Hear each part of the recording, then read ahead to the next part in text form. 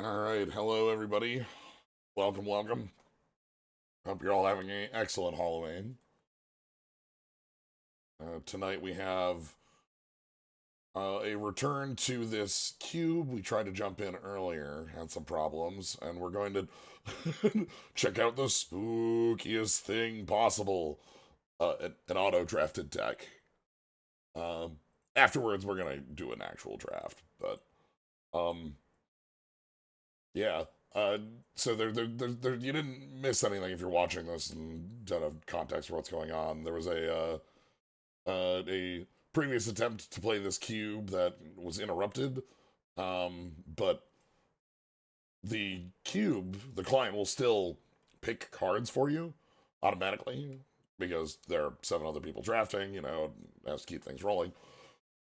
So we have the deck from that. We made 3 or 4 real picks. It was like Ishkana, a woodland cemetery, um,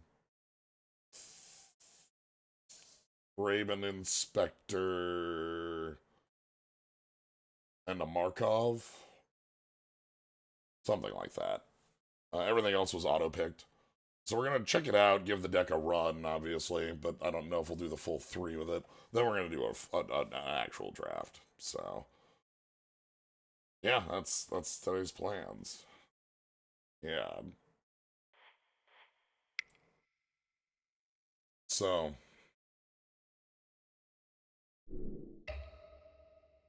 let's see what we're working with. Alright. Innistrad, Horror Cube, Phantom Draft League. Alright. How scary can this be? Pretty scary, I'm guessing. Oh, Navy, thank you very much for the sub. Alright. What are we working with?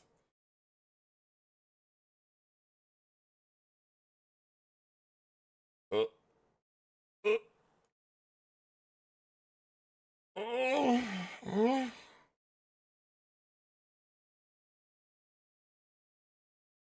uh, okay.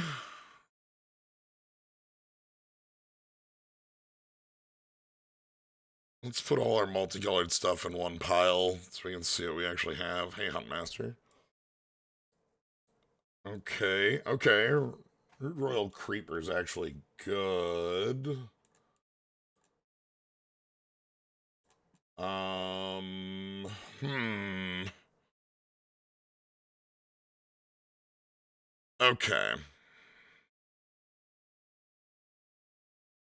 So we have an obvious color combo, red being the only extra really worth taking a look at. Um, Perhaps on like Huntmaster. We're not really a.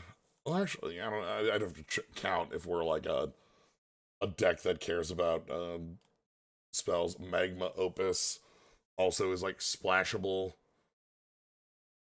So as mentioned, this is an Innistrad cube, but it's not 100% Innistrad, as you can see by a couple inclusions. Ooh. Oh. Never mind. I mean, it's fine. I saw a 5-mana Jace, and then I forgot that there was a Jace in um Shadows.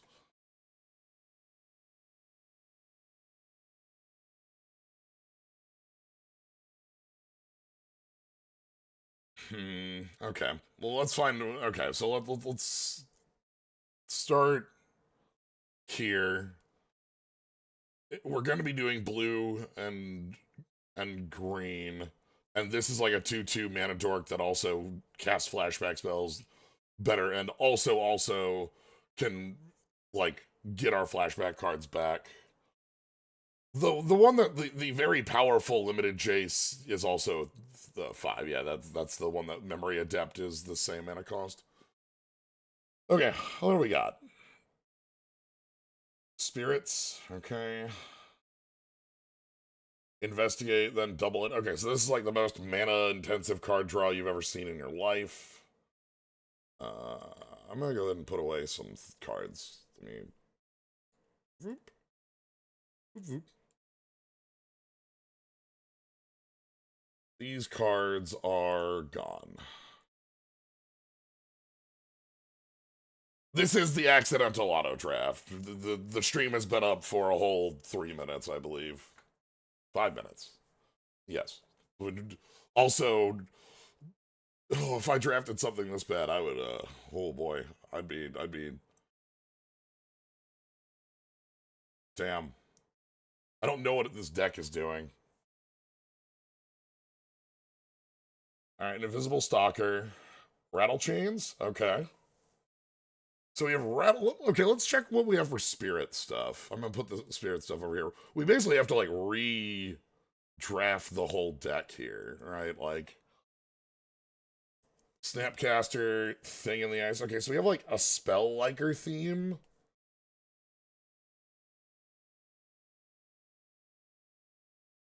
Disturb. Oh my god. Okay. Okay. Okay, this is the start of something. Oh, well.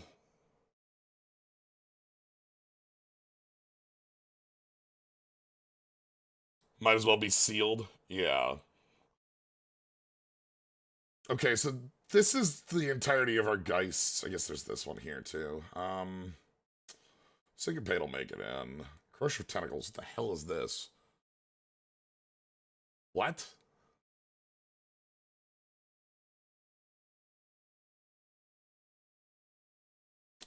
Uh, Invisible Stalker is a human. Human rogue. It's just a man.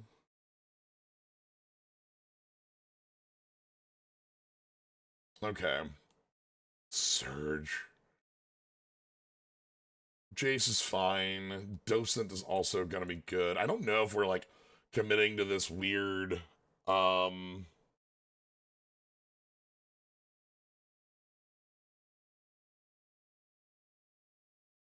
it was Crush like the auto pick when I was away? I know there was an auto pick or two when I was away. Um Yeah, we want spells, and our entire spell lineup is Secrets of the Key, and then we end the Syncopate. Okay, what do we have here? Dig up.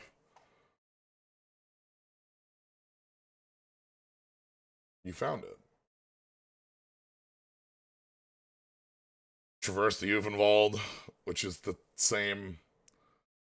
Well, okay. If we have Traverse and Dig Up, if we have 2 Lay of the Land, that means the splash is fine, right? That means we can just include, red for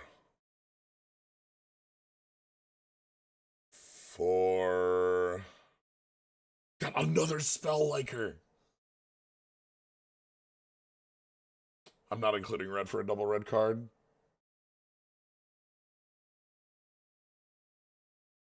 For okay. I don't for slash, for opus, for huntmaster. Greeting's terrible. Like we don't have madness outlets, so this is a 5-mana sorcery. Like, oof. All right. So like this. Hamlet Captain, which is very good with other humans, which we have well, Invisible Stalker's a human. Passes off. Thank you very much for the sub. We have Snapcaster Mage. I think Docent's lost human. Yeah, we lost human on this one a while back. This is human. Like, Delver on the back is human, which is very funny.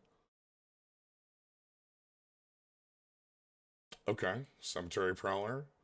Ooh, is that Champion Lambhold?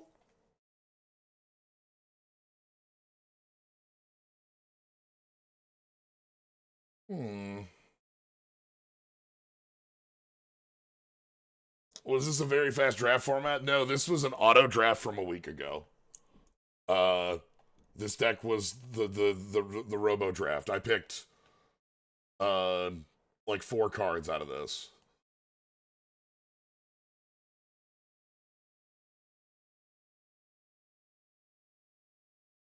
Okay, I mean, Ever Caretaker's fine. I don't think we can get uh Delirium. Transform up to 1 target.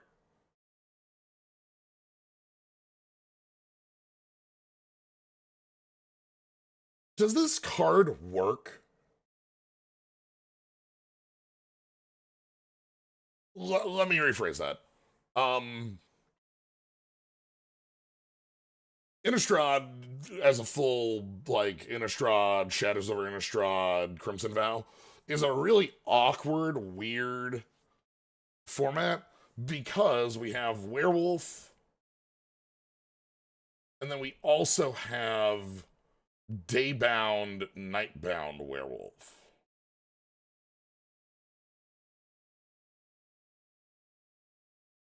And these operate under 2 different rule sets. Um, they don't have the same trigger conditions, so they can be like they can be on one side or the other offset because old werewolves care about and anybody casting 2 spells or all players casting no spells, whereas day night cycling is turn player. Um, I also believe that these are hard locked so that these do not function with the day night ones. I don't remember that for certain though. I was tapping at the window. Sure. This is like fine. Okay. I'm gonna Lamholt.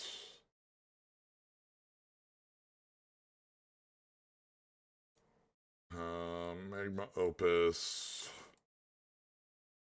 Docent's fine. Snapcaster, Keys, Stalker. Hamlet Captain's fine as a 2/2 with basically no text. Hefson's Collar, the symbol of their church.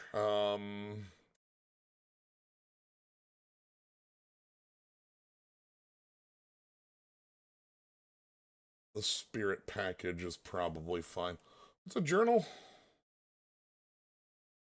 Journal in his battlefield with counters equal to the greatest number of creatures a player controls. Tap to remove a counter, draw, tap sack, draw. Okay. It's not like bad. Dreamer Cascade gets fit. Hostel Hotel. The Hostel, not that's not a hotel. The Hostel. Um, transform it, then untap it. Tax, exile creature, number of creatures exiled with creeping. Oh, phases. What the hell is this card?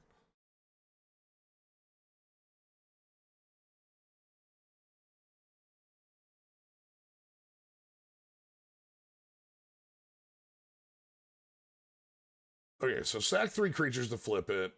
On attack, exile creature from your grave, and then your opponent drain your opponent for X, where X is how many creatures you have flipped into, and then also you can just hit the bricks. Okay.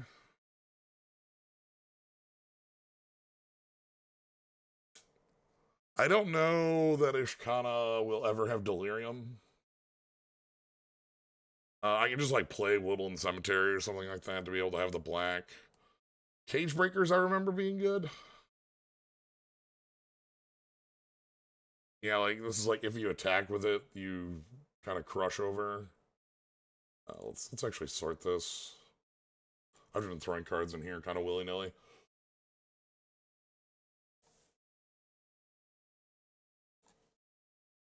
Hmm.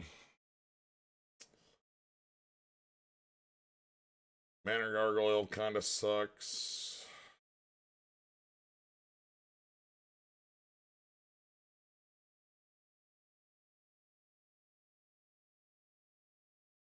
So we've got sorcery, instant, creature, no artifact. We got a planeswalker, no enchantments. Yeah, this doesn't look great for delirium activations. It's no, Lampholt isn't real. I don't believe in Crush. Nothing compares to.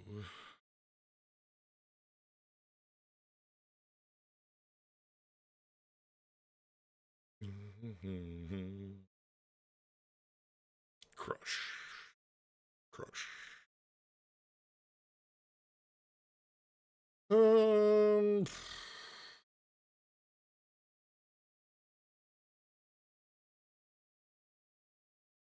Play the journal. I don't think the thing in the ice is great.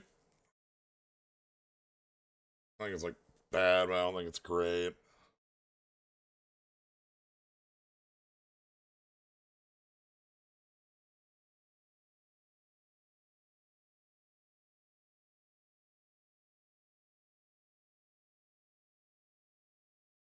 Flameholt with Feed the Pack.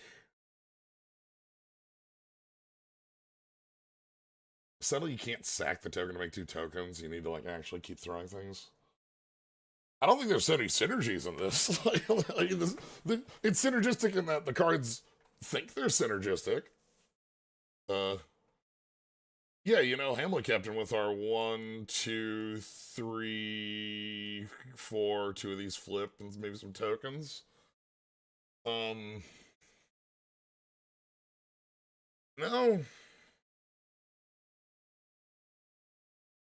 You know,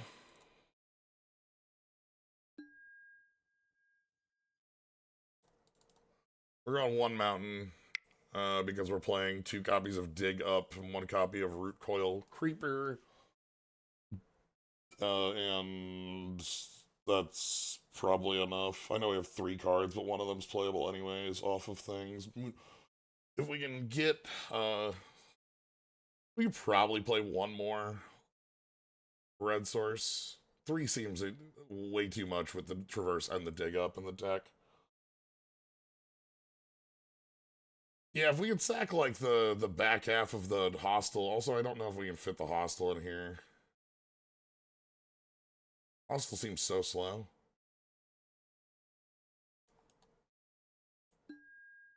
And then 1 more.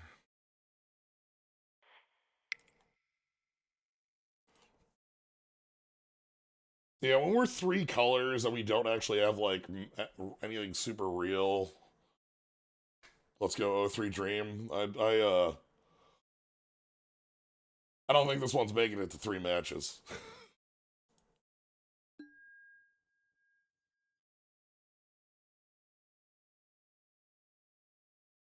I want to do a real draft today too as part of it. Hello, God, right, I forgot this.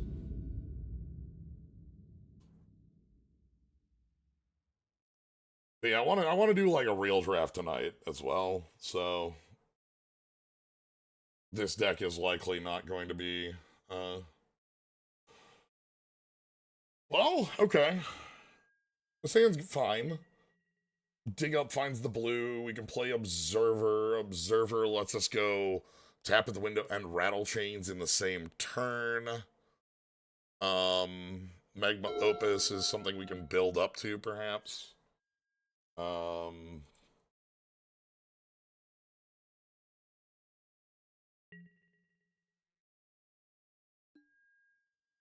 Okay, all right. Yeah, you got it, boss.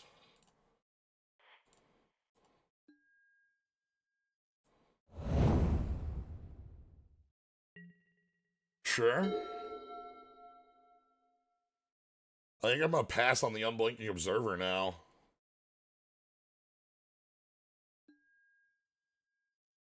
Sure, that one's actually quite good. I have to sorcery Rattle Chains?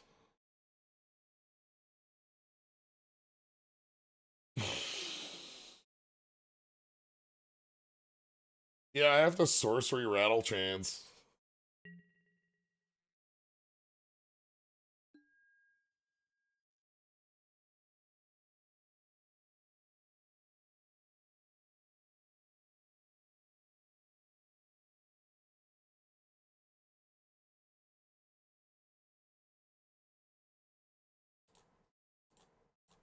Yeah, we're just gonna sorcery this. I don't want this to flip because it changes from looting to draw on the flip. And like we can double spell with like observer tapping or something like that. I just don't want to give it to them for free. I think it's more likely that just sorcery the rattle chains is going to be more beneficial because it's going to be the play we want with the patrician geist anyway. Yeah, but what if I block? Okay, it's fine.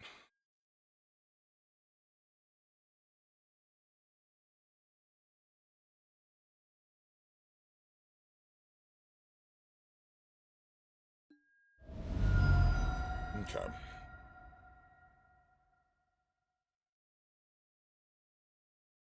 Loot away a land. Which tells me they have another land drop. You don't loot that away unless you already do. Our flyers probably aren't going to fuck.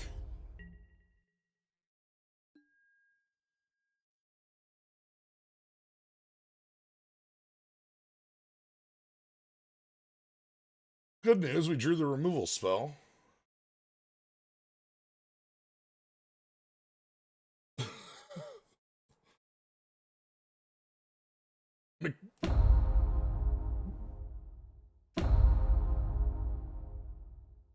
Sorry, the loud thud when I look at McKayas here is very funny to me.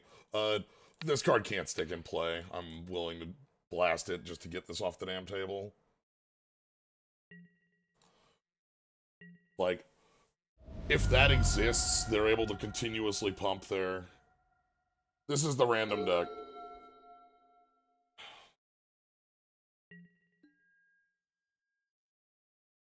Okay, land.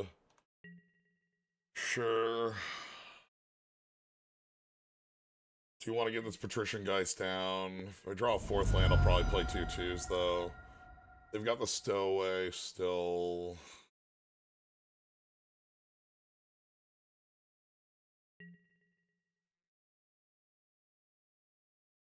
Damn, your worst card in hand is just stuff my combat? What does it do? Only block creatures with flying, tap 2 spirits. Oh boy! Oh heck! Oh jeez! Oh dear! Okay, alright.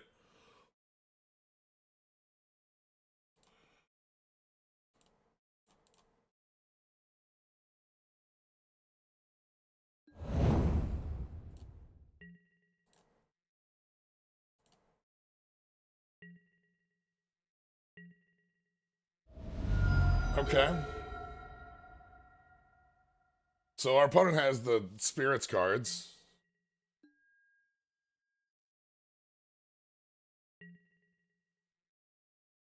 Okay. It's fine. It's not a problem. Keep looting.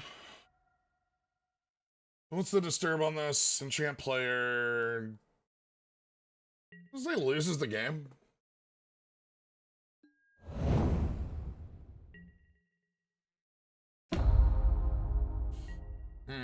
Wedding announcement, huh? Don't much like this.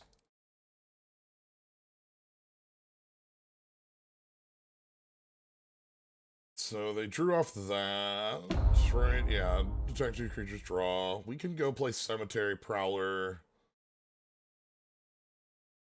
I can go Cemetery Prowler, exile Micaias, and then play Unblinking Observer with that.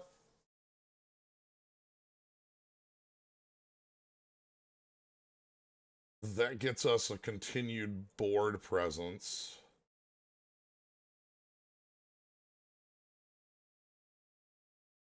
Yeah, I think that's what we do here. I don't need to bother with this Faithbound, like, disturb. That's not how we're losing.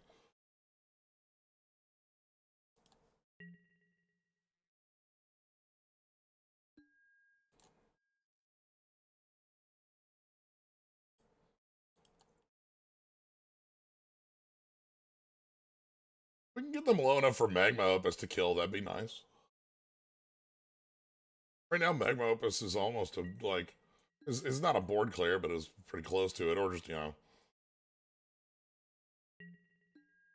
Okay, so post combat, we want to go 1, 2, 3.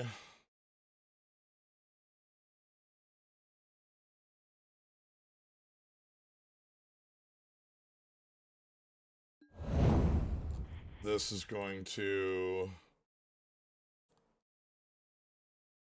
hit Machias the Lunarch.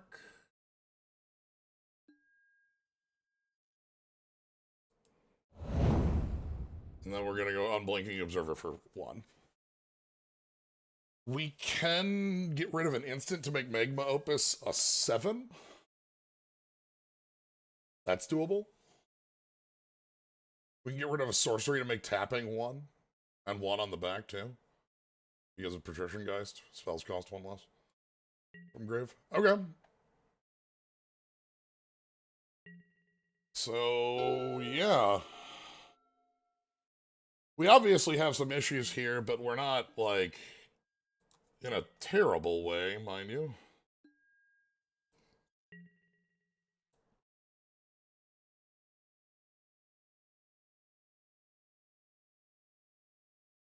The real issue is going to come with what their follow-up is here. They missed a land drop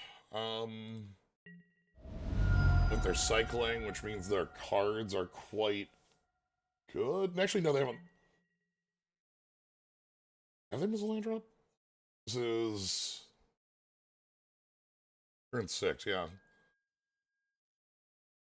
Oh, I don't like that. That scares me.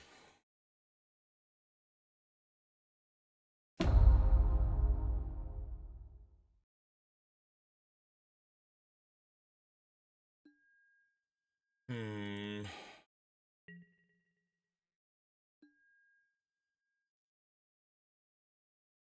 So the worst possible on this could, like, obviously this flips their werewolf. The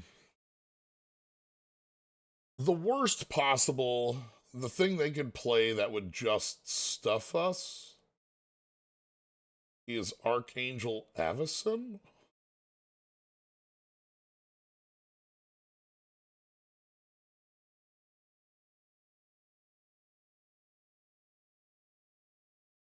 Instant Sorcery or Disturb, so we can't play Chase. This grabs creatures. I guess we go to combat anyway. I need to be pushing damage or else I'm not winning.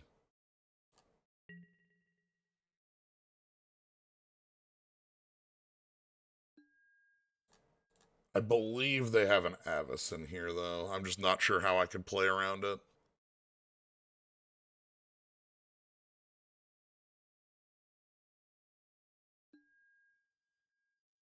We're going to go ahead and get my sorcery out of my yard. That'll make tapping cost 1.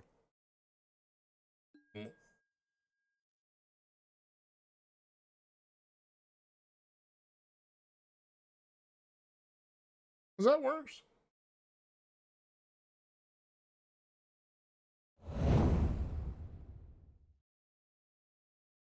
You know, this isn't like I hmm. This isn't worse. It's bad.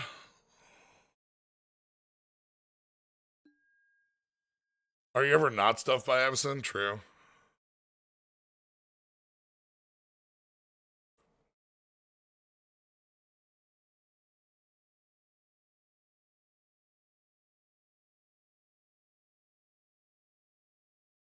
I think they're just gonna kill my flyer for free and take 3. That's the play I would make here. They could double block on Cemetery Prowler, but they lose their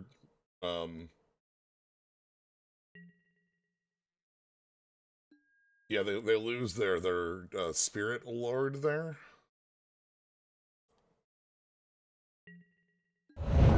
Okay. So tapping at the window. This costs 1. What do we got? Invisible Stalker. Okay. Alright. I could tapping at the window again. Or I could Hamlet. God, we missed the land drop here. Missing the land drop here is really bad because I wanted to be able to Magma Opus. Um,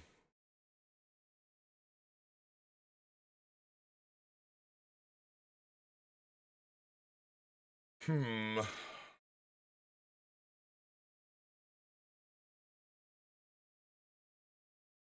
If we're winning without Magma Opus, how are we winning?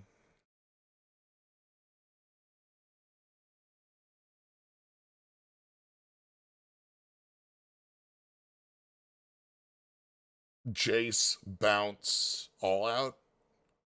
Do we have enough power on board for Jace, bounce, all out? Not especially. Um,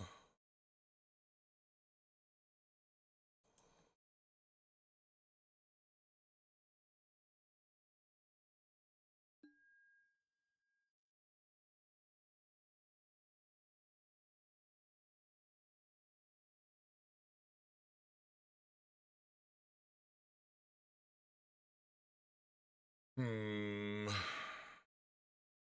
I can discard Magma. I can hold up and discard Magma Opus in order to um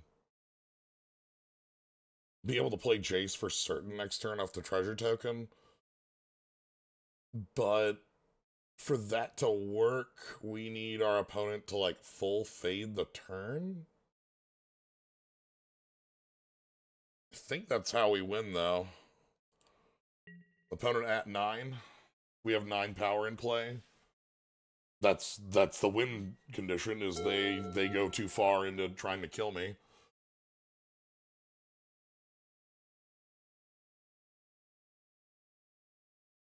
I think that's the only chance we have here.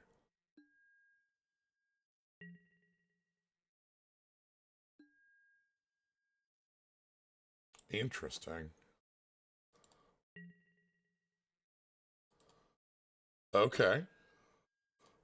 We're waiting until the wedding announcement flips so we have the anthem. Is that what's going on here?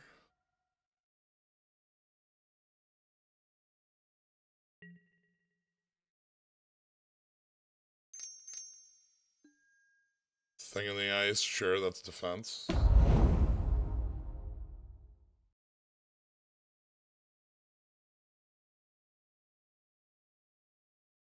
Hmm.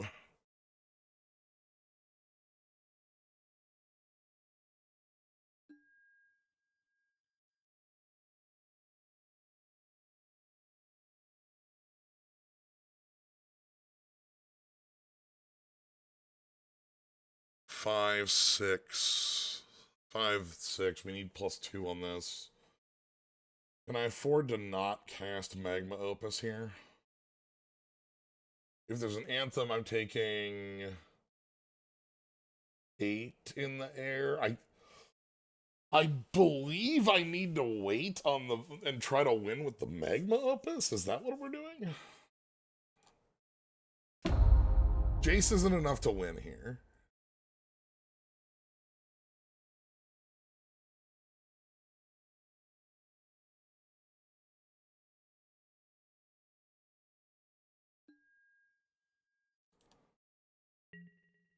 We need lands off the top then.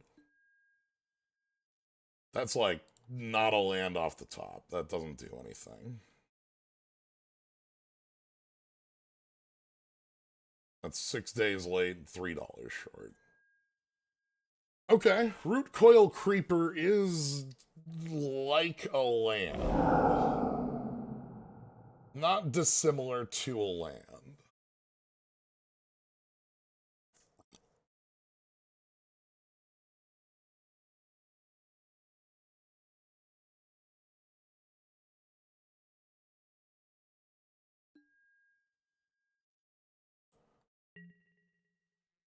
So we're gonna have to chump in the air.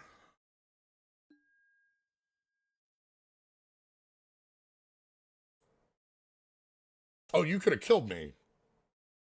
Right, we don't have the ability to chump. You have my... Alright.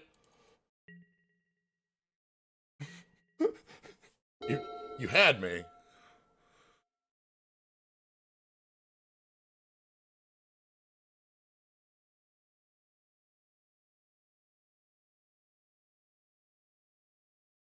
There was a point earlier where they didn't use this, so my brain thought, oh, this must mean, say, two other spirits. No. It's just two spirits. So if they do it now, then they can't attack for lethal. They just don't have the ability to do that anymore. If they attack all out, Hamlet Captain blocks the human token. Patrician Geist blocks any 4-power creature in the air. Okay, this does force my block.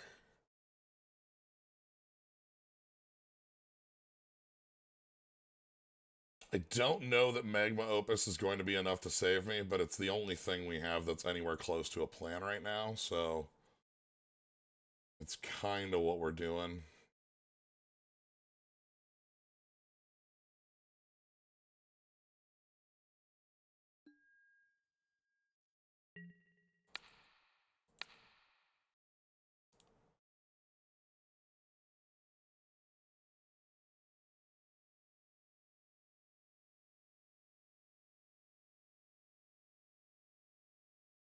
It's weird they didn't tap the flyer if they were going to make this attack anyway, because now they've dropped so many different shields. But we clearly can't, like, take advantage of this right now. Our deck just isn't able to do so.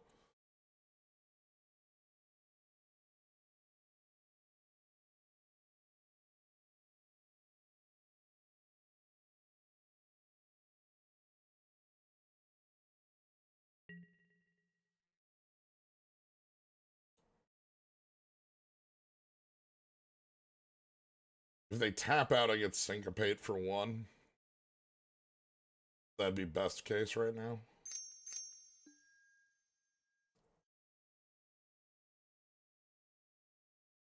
That's pretty far from best case right now. So they can go grab a land, play it. If they want to flip it, they easily can, because they have a 2, a 1, and a 4. Funnily enough, those are the only different ones they have right now, but it is 3.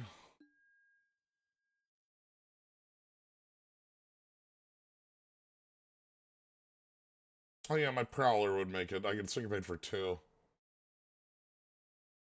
Alright. Do we even get a land? All plans begin with us getting a land. That's not a land.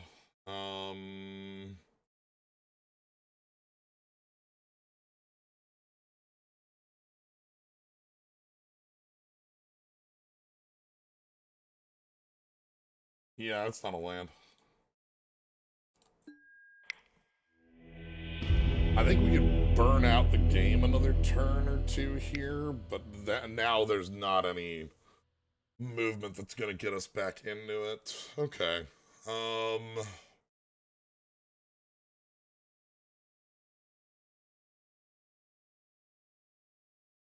Wonder if this is good enough with what we're doing.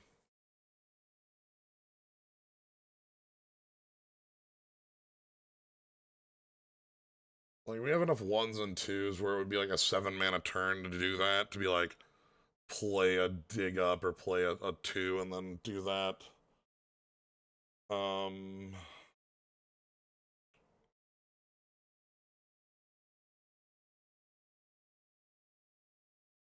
Yeah, these just aren't much.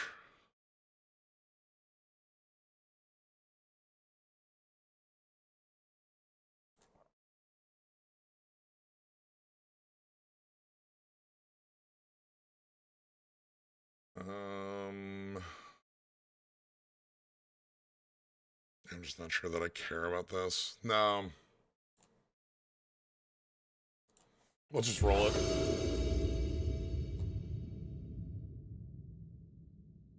Yeah, this looks fine. We are going to tutor a second green off Traverse instead of our red.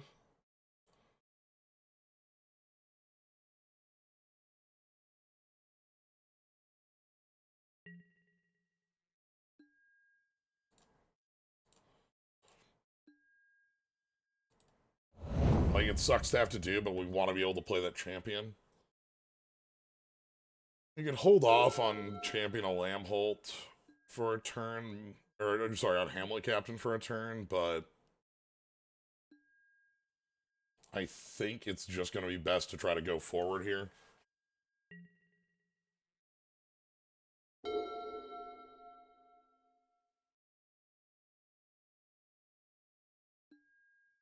Macias on one. Oof. Okay. Nah, we don't have a clean answer to that, so that'll be a couple turns, but that will be a couple anthems.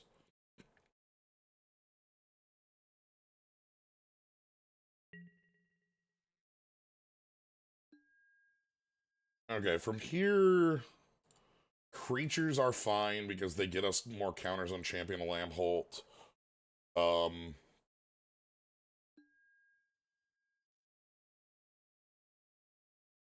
and like,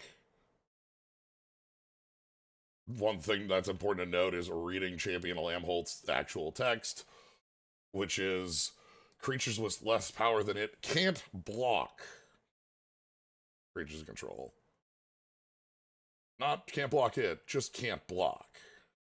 So, Champion here is one of those cards that if we get it to go out of control, that's the end of the game.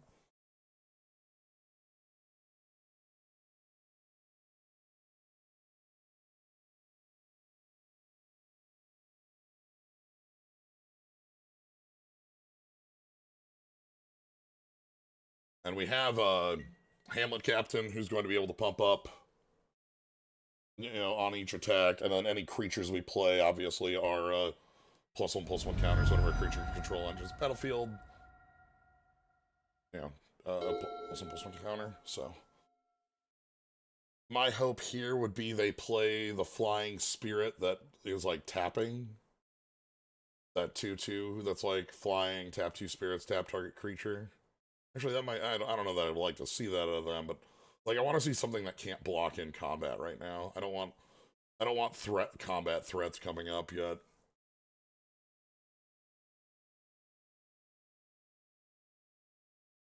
Champion Lambholt needs to be outside of the purview of their threats before I'm happy.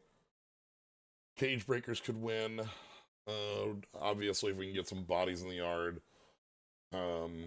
It making tokens makes Champion very silly. Yeah, everything's a combat threat with Macias. Even like a 2/2 is enough to, like, they can pop Macias, make it a 3/3, and then block Champion. Which, like, I think I would take that. I would still, like attack into that because I think that taking the 2-for-1, getting Macias off the board with our hand being what it is, would be fine. Because we have the Delver 3 and Cage Breakers. Cage Breakers wants us to have some bodies in the yard.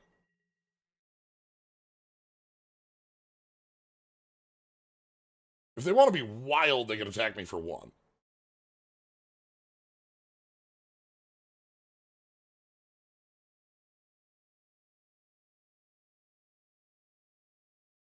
Just show me the most ridiculous possible play and attack me for 1 damage.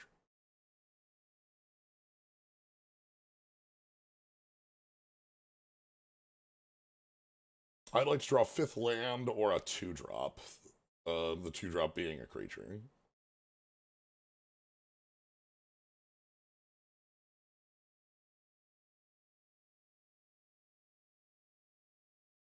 There are a ton of those left, but, like, Invisible Stalker would be a good one, or, things like that.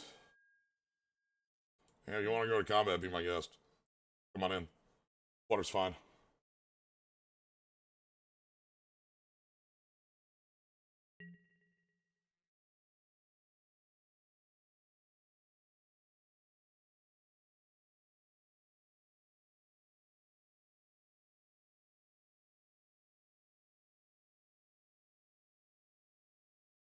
In fact, Macias is previewing From the Vault Legends. Yes, back when they were doing the From the Vault set of cards, which were these, like, mostly reprints of. Okay, interesting.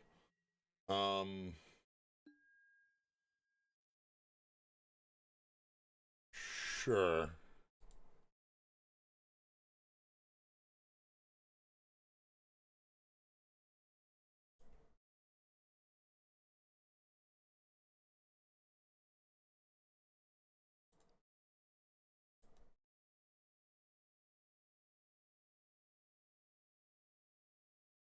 Uh, they were like all foil, like alternate, like kind of like a kind of like a really old precursor to what secret layers are these days, in some ways. Though they were done through local game shops.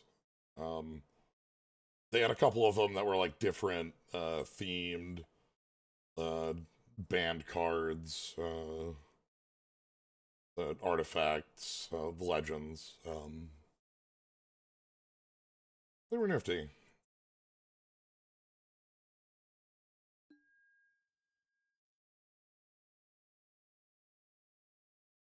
Okay.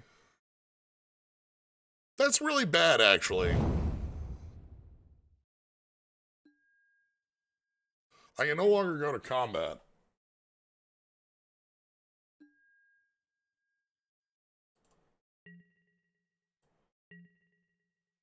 Hmm. Yep, there's my chaos up. If I went to combat, my champion would only be a 2-2 because I didn't get my come to play trigger, and then they just eat it with Spellquire.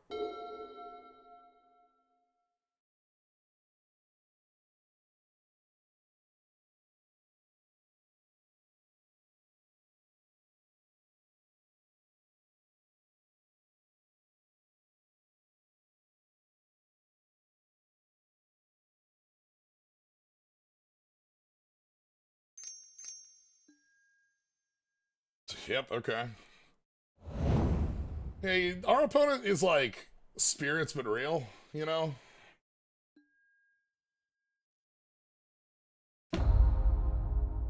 That's like pretty good. I don't like the thing in the ice in their deck. I don't think their card does anything.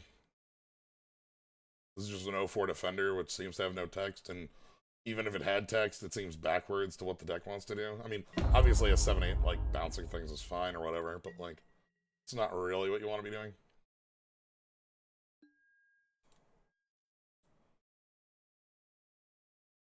Secret of the Key.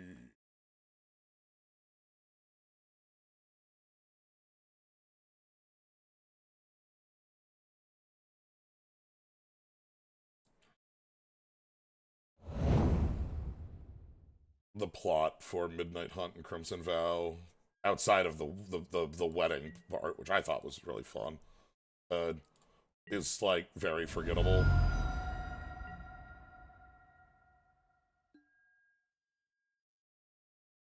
It's a joke, right?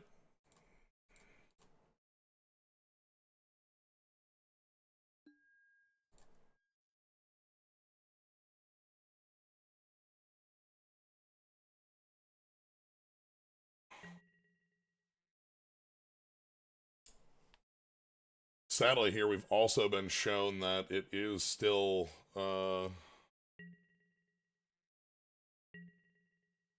we did need to grab that double green, though, for champion.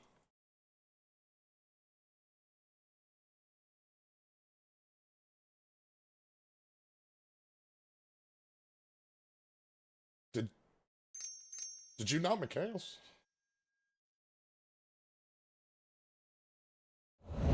Hell's this card? Okay, you get a spirit with everything sack spirit target. Okay, cool.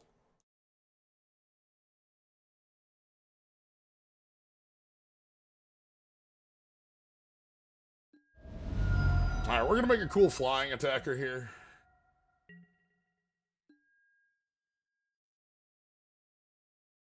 That's nice, too. I want the flyer first. We have to be able to protect Jace before I want to play Jace.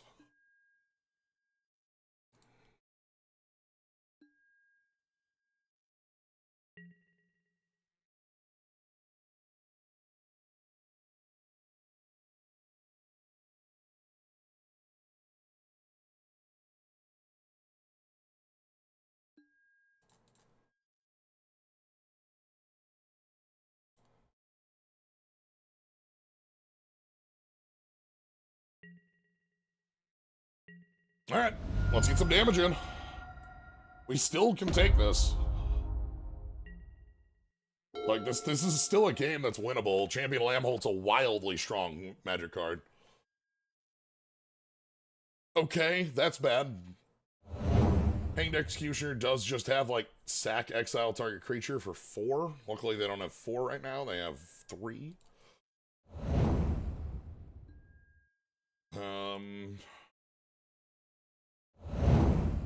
These are all 2/2s. That's fine. We can attack for closing in on lethal, actually. But they have Mikaeus to, like, team pump here. I think this is a pass out of them. They're just gonna Mikaeus pump their team. Alright, how do we get around this? How do we best deal with the problems that are being presented here? Tapping the window doesn't really do anything. Jace. What would Jace do? Jace minus bounce spell queller. That's kind of a problem. It's like,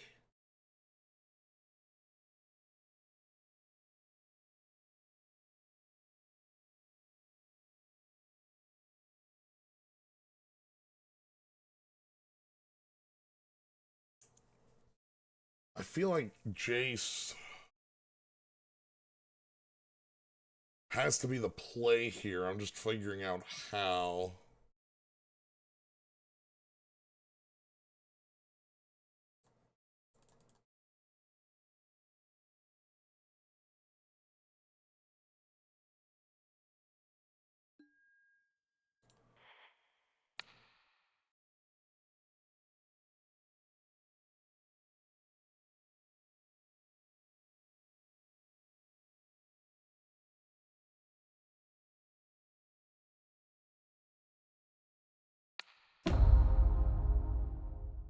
Now we're gonna bounce spell queller.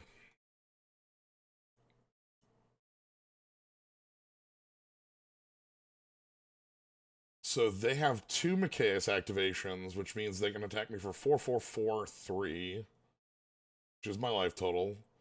Means Docent cannot attack this turn.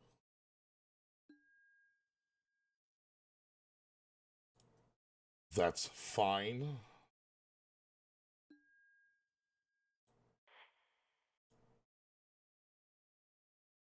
We can still Champion of Lambholt attack this turn. And get in for 6, and then try to get in for lethal next turn. We do have a Jace bounce next turn if they don't go and kill Jace. Obviously, they'll be holding a spell queller at this point, but, like, cage breakers can go above spell queller. Well, I'm a tough way I think about what would Jace do.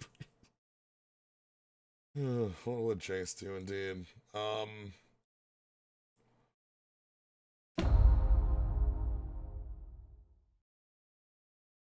Yeah, I think we have to leave Docent back here. And then we're going to attack with everything else, and then they pump their team 3/3/3/2, and then they pump their team 4/4/4/3, which is 15. But they can't kill me because they either have to sack the executioner and get rid of my flyer, or supreme fan like yeah, they don't have lethal there. And the idea is that hopefully I get them to like ignore the champion of Lambholt and try to kill them that way. Their hand is 1 unknown. They're not going to get to the thing in the ice. That's not happening on 1 card. We can cast Secrets of the Key to make token off of... Well, actually, we can make 2 tokens off of a Docent. These fly? No, they do not. Okay. They fly if you flip. 3 more wizards. Okay. Yeah, let's go. They can pump Mikaeus. Actually, no, they can't. They can't like pump Mikaeus to block here either. So if their card in hand is a removal spell, if their final card is a way to kill the Docent of Perfection, we lose. If their final card in hand is not a way to kill that, we get another turn, and if we get another turn, I think we can win. Step 1, Brainstorm. Step 2, Brainstorm. Step 3, Fate Seal. Step 4, Fate Seal. Step 5, Fate Seal. Step 6. I'm sorry, they're at under 5? What? Wow, I thought I was playing slow this game. Goodness. I took a lot of time in that first game trying to think through a lot of lines. Clearly none of them were real, but I still thought a lot about them.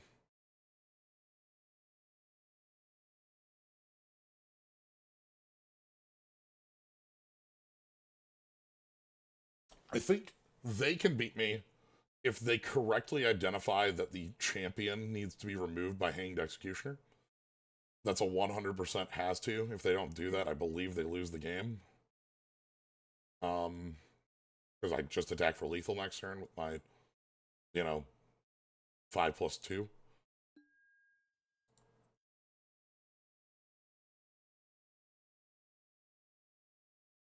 My hope is that they identify the flyer as the threat. But all right, end step, pump the team. Yep, there's the team pump. That's the expected outcome. Again, we know one of the two cards in hand. Spellcaller, which we can play around by playing Cage Breakers. Our course to victory right now is Champion of Lambholt. If we can untap with Champion uninterrupted, we can win. If we don't untap with Champion uninterrupted, our path to victory is going to be a lot more fuzzy. Still possible. I think Cage Breakers. Our opponent at 7 with us holding a burn spell is nice for that. Docent perhaps being able to hit would be real. Okay, land. So 2 cards in hand, 1 real, 1 not. They can Hanged Executioner if they want here. If they have a kill spell for my flyer. Okay, they have correctly identified the threat. It's the Champion of Lambholt. They just killed it.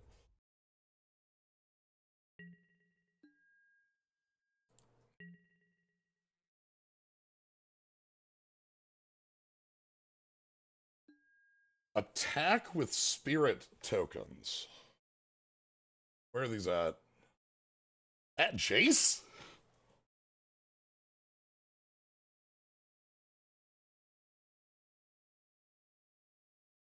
You got it. I'm not going to contest that.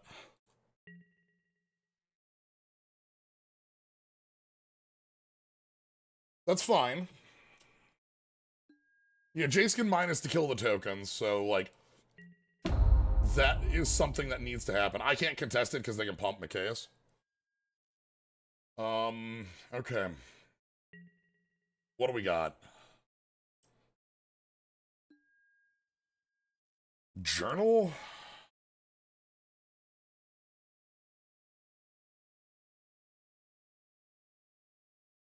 Okay, their card in hand is a Spell Queller. The Spell Queller comes down as a 3/4.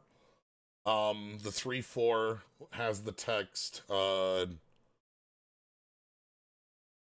has the counter text. We didn't draw a red source, so I can't.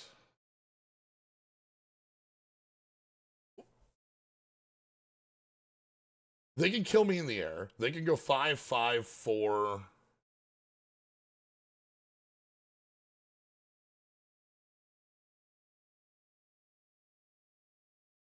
These tokens, again, these tokens don't have. You're not a wizard, you're not a wizard.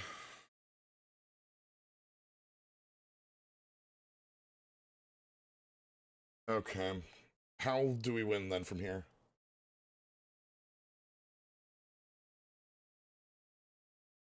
4/4/5 is 13 if they just do Mikaeus' final pump.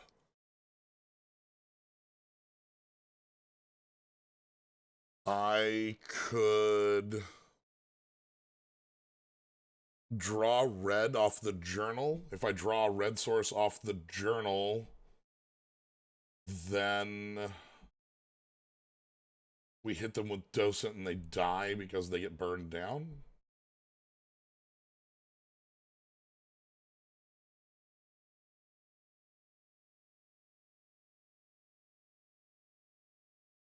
If they counter the journal,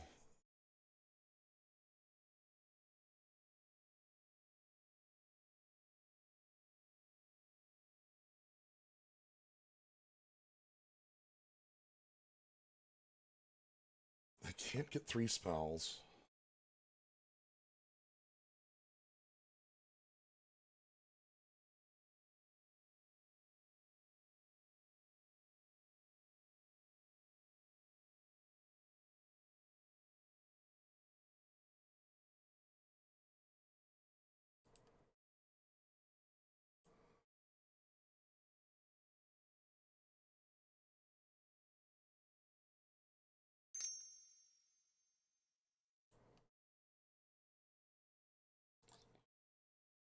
Here's the line.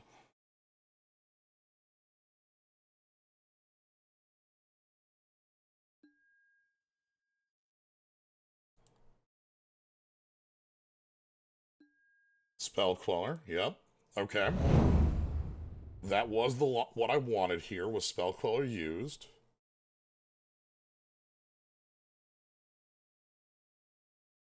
I want them to not go for the lethal push.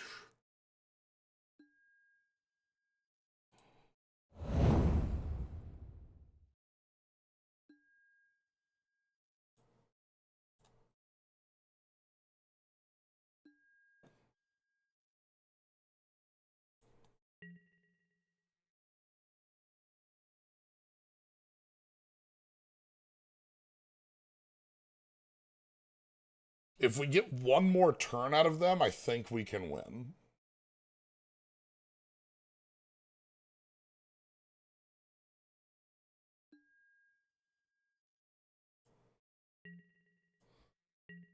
So I thought about doing journal activation, try to draw red, but then they can just Spell Queller and counter the spell. So what I need them to do is use the Spell Queller offensively and then not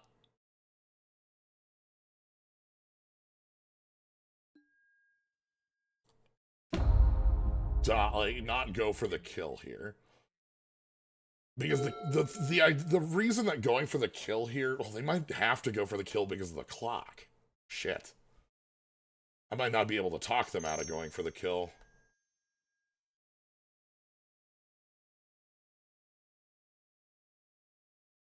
Okay.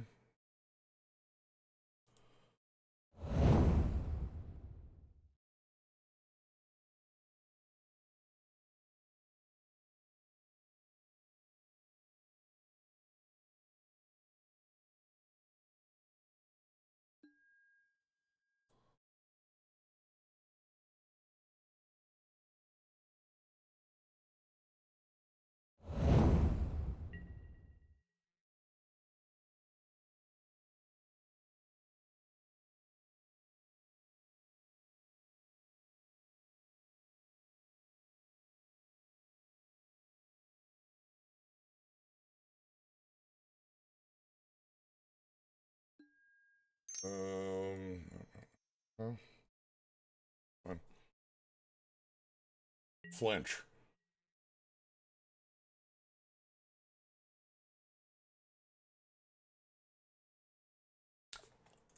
Okay. All right. Okay. Uh huh.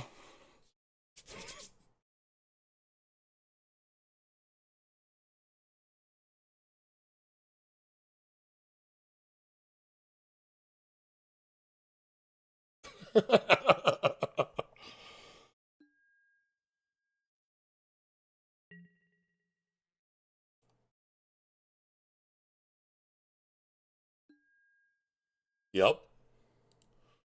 Counter. Oh, count up, sure. I'm not go again. I'm not going for the timer scam here. I am playing an actual game of Magic to win. It just sadly looks like that the timer is going to play a pretty hefty part in it. Okay, okay, all right. Um,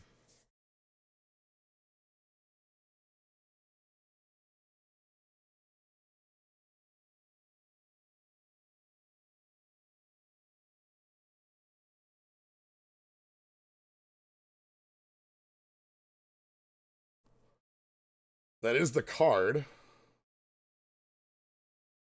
Do I have enough mana to flip Docent? I do. I can cast Secrets from the Grave, and then Moon.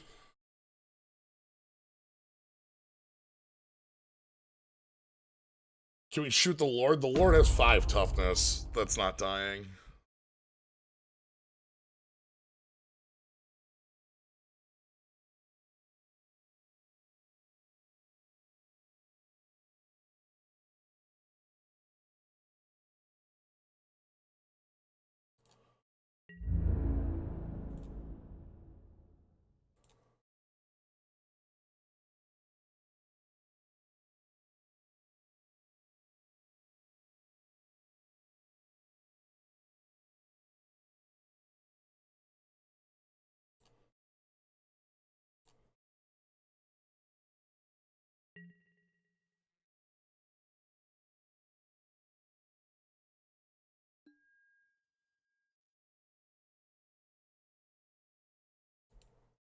Okay.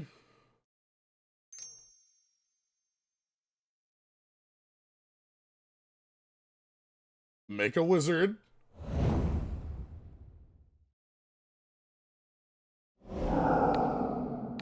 Go for your dome. And do you remember the creature type on our wizard over here? That's right, it's human. Go to 4.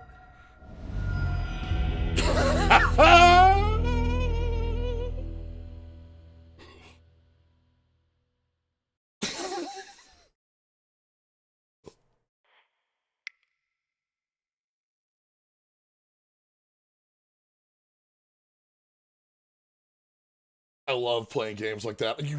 I love playing games like that. You gotta know how much I love playing games like that. Like, yeah, we're getting the match on a timer. I hate it, but like, you know,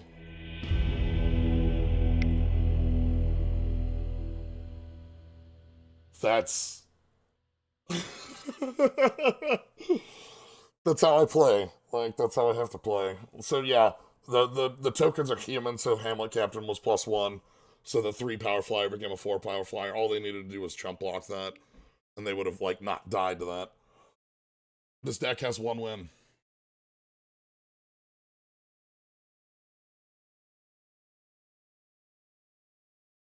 Oh god, this deck has 1 win. Oh god, that took an hour. Oh, if I do a second draft, I'm gonna be in hell, aren't I? Uh,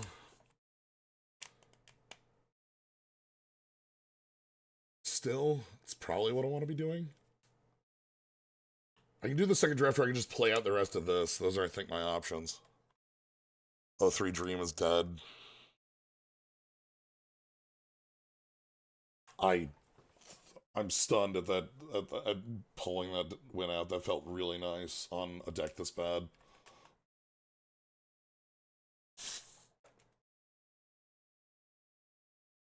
Yeah, because if I do another draft, we're gonna end up.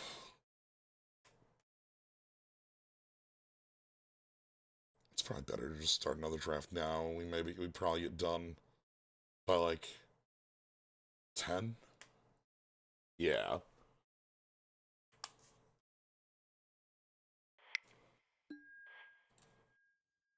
Drop.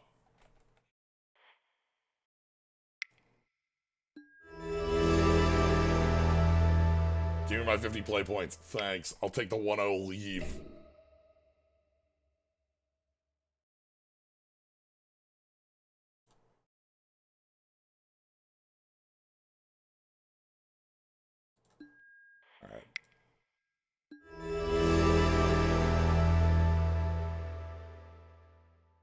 mountain. Okay, let's do this for real. Uh, I'm gonna quick before we start. Step away, but let's do this for real. I got to actually show that I wasn't timer scamming my opponent, which is important to me. I'll be right back.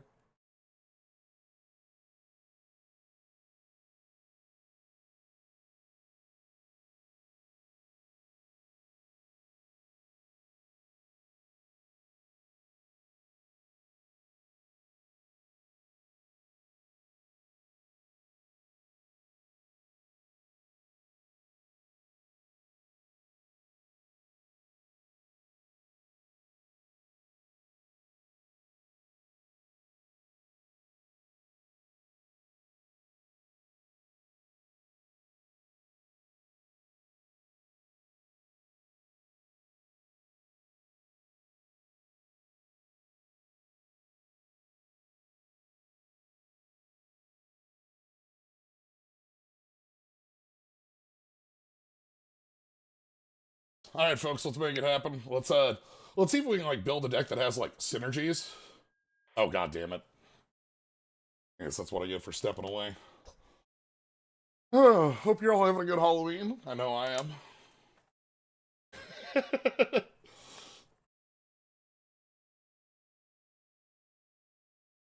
I absolutely love games like that.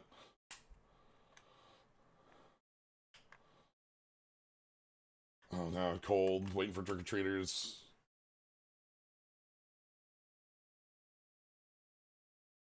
Got the pumpkins. Good, good. It's nice. Seem to have gotten here just for the start of the stream. It's true.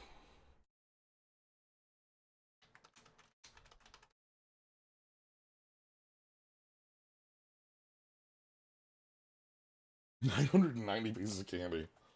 Goodness.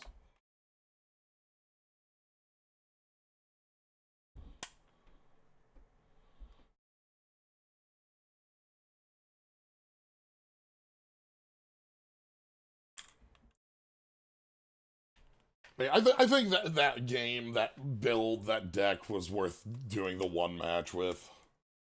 Now I want to see like what like we can do with like I don't know zombies or werewolves. I kind of want to draft a specifically uh like one of those styles. Like I want to draft spirits or I want to draft zombies. There are some other like strong synergies in here. We saw the spell synergy stuff, which has stuff around. Like I don't know if that's real. It didn't feel like it. It felt like all the payoffs sucked and all the spells are bad, which you know, not a good combo. But like I want to be playing like one of our powerful creature types that have heavy support. That's gonna be vampire, zombie, werewolf, human, uh, spirit, spirit, zombie, vampire, werewolf, human. One of those five. I think it's just those five. It's fine. As we saw, human has a lot of weird side stuff. Can't believe Hamlet Captain effect text got us in there in the end.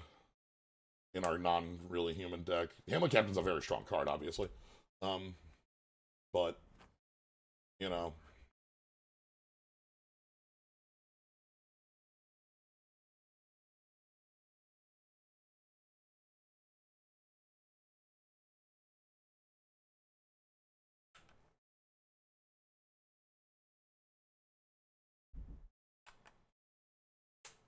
If they had just blocked in reverse. They let the flyer through. Who knew we had a lava X? Yeah, the graveyard synergy stuff in black green seems like interesting, but like Delirium is such a picky mechanic I'm not a huge fan of. Because Delirium is a lot less a gameplay mechanic, a lot more a deck building mechanic. And I'm not certain that we have the tools I would want for the deck building side. And again, I only saw like 4 packs, so maybe there are some fine things like the green vessel or some artifacts that self replace but like specifically a lot more of Delirium is decided at deck build rather than at gameplay, and like that's fun. Don't get me wrong, but it's different. In the upcoming Ixalan set, we have Descend, which is just a X permanence engrave rather than like different permanents. So it's a type of threshold rather than a like 4 cards of different types, which is kind of funny if you have like threshold of a 4. A lot easier when it's just 4 of any permanent. Yeah. I've really liked what I have seen out of Caverns of Ixalan, in style, in mechanical stuff. The thing I'm very confused about is like one, there are 3 different ways that Descend works, and 2 of them are related and 1 isn't. And 2, Cascade? Like, it's Cascade? My immediate thought seeing those cards is just like, oh no. Like, because the new variant on it doesn't have a non-zero clause. Okay. Okay, we can start with Ishkana again. That's pretty good. We can just try the run back on Ishkana. I'm a little uncertain if I want to tempt fate in that way. Other powerful cards in here. Wow, play the name. Captivating Vampire is actually really funny. Liliana's wildly strong.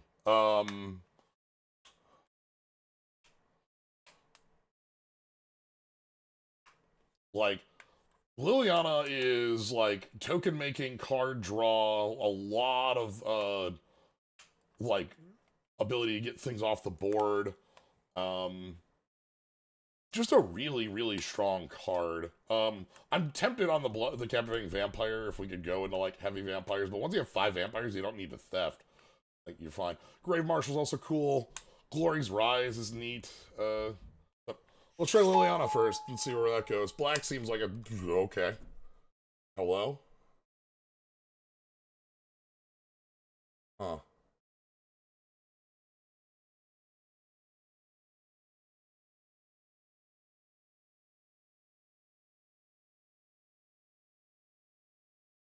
Is... Is there... Is there Reanimator in this? Hmm. Hmm. Polukranos is quite strong. Felgren Forebear is okay. Pariah's not great. It's like a triple barter in blood that gets owned if you hit it wrong. Angel of Jubilation's quite strong.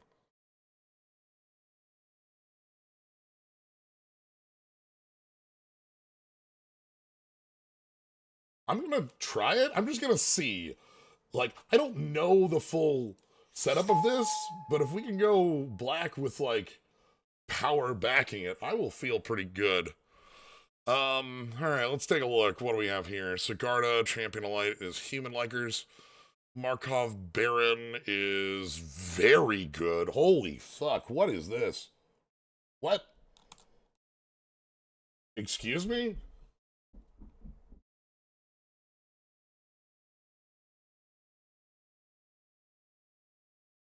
Yeah, okay. Stensia Uprising is actually quite cool. I'm okay. I was down on the captivating vampire. I'm now not. I'm now thinking like vampires are the place to live. Like Markov Baron alone is like very powerful. It makes me want to try to get that working.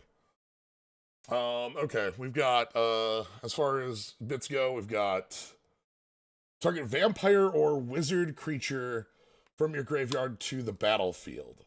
Demon. Shit. Darkboard Pathway is green on the back. Thraben Inspector, Machias, and Anguished Unmaking give us white as a different direction. This is a vampire?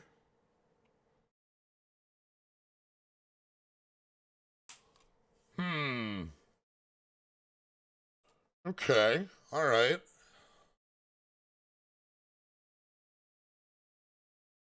The Vampire Wizard's also good too. I'm okay. I'm kind of interested in just trying to see if we can force out the vampire setup. Red gets us discard for this, which is ooh, skeletal vampire. Black and red looking a little less than here. A little worried about picking a third 6-drop. Plus.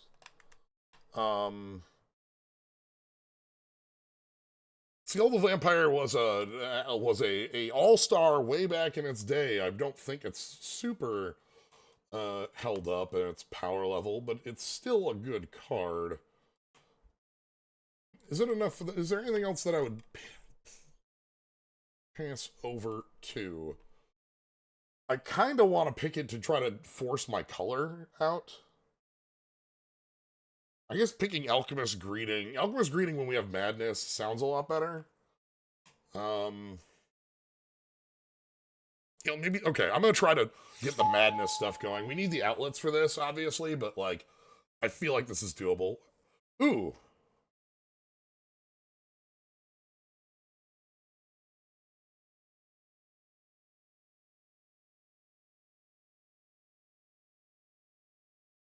Yeah, okay. Henrika is fine. Like, we can play Henrika and then swap over, like, play Henrika draw or Edict if we need, and then get the very big Vampire Nighthawk. Olivia Voldaren, Vampire Nocturnus. Shit. Ooh. So Vampire Nocturnus wants us to be mono black.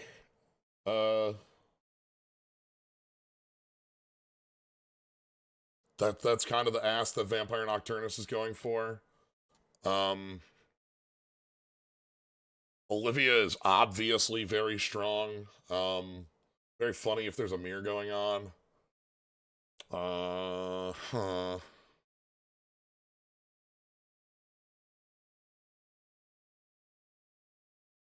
I'm gonna go with Olivia Voldaren here. Ruins? Bloodhall's like not as that's this is okay. Hold on, I'm being given a message. Um yeah. Yeah, no, yeah. I'm being given a message here. I'm gonna listen. If we're wrong, all we lose is a piece of fixing.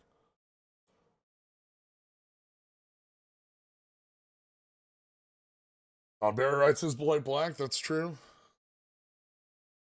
Angel of Glory's Rise is like too much. Blade of the Blood Chief is funny. I'm gonna grab this piece of fixing that would fix for the white. Ambitious Farmhand and Angel of Jubilation.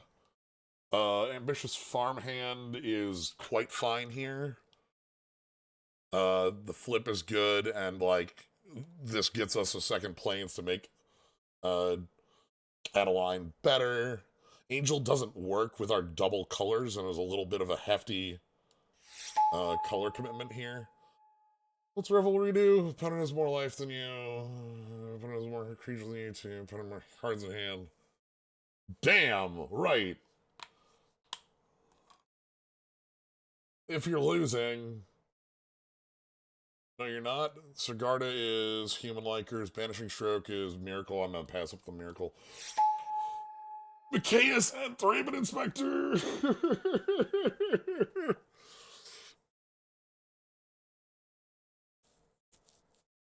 White's open, by the way.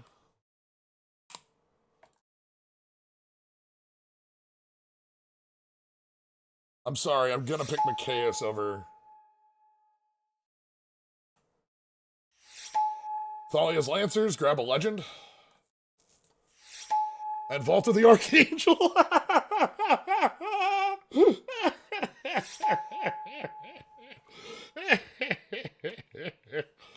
Yeah, okay, oh, hey, hold on. I'm sorry, this says what?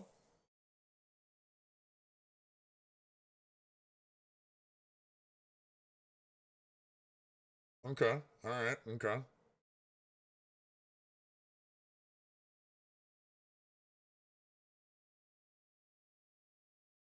So, now we just need discard outlets, and those should be easy to come by in this format. We have a lot of, like, you know, obviously we can't pick Lightning Axe, but, like, we need to have stuff for Madness. So, grab that up. I'm going to go ahead and sort my mana value here. Another Sigarda. This one is funky. Graveyard Trespasser. Ooh, this card's sweet. This is just like a good 3. This card sees, like,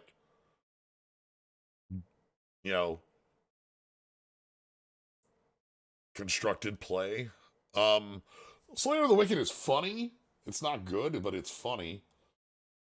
Imprisoned in the Moon is also funny. Maybe a little more good this time. Olivia's Attendance is huge. You make infinite blood. Yeah, let's pick the Graveyard Trespasser. Faithful Judge. -5/-5, target creature, or... This is Tormentor. This is a discard outlet. I was gonna just pick up the kill spell. We don't have much on this side. Faith on Judge is, like, hilarious, but not good. It's like fine. Flying Vigilance is funny on it. If our opponent played it in the first game, we would have probably died a lot quicker. Yeah, God, I need, like, early drops too here. I'm gonna pick up this removal spell. Tormentor's a little bit too expensive for what I want. Vona, huh? Geistar Monk, huh? Damn.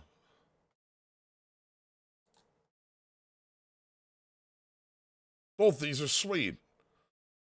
Isolated Chapel's also really good, too.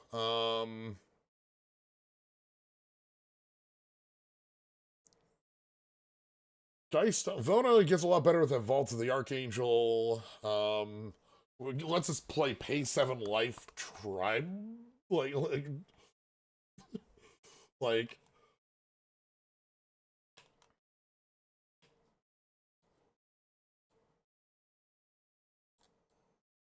actually, I'm gonna keep Olivia visible. I don't know that Vona's better than Geistar and Monk, though. That's kind of the issue here.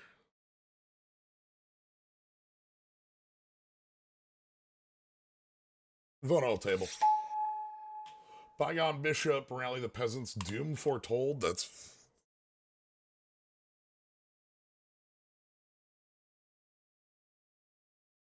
Creature with lifelink, steal twice? No. Huh.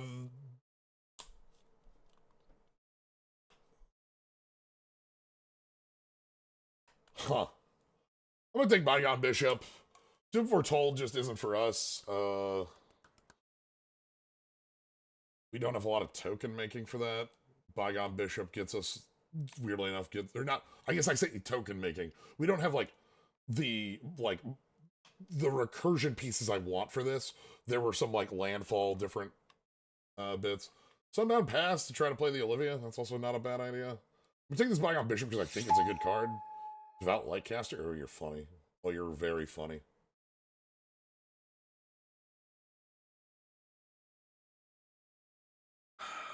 Fateful Absence is a kill spell.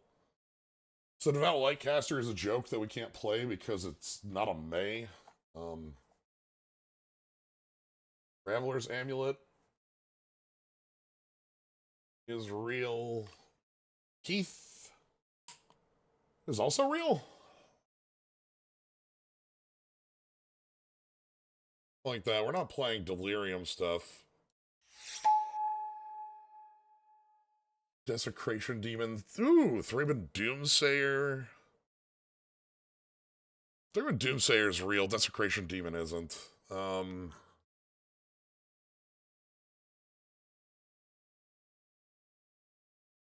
Okay, now we actually have like the token board generation that I like.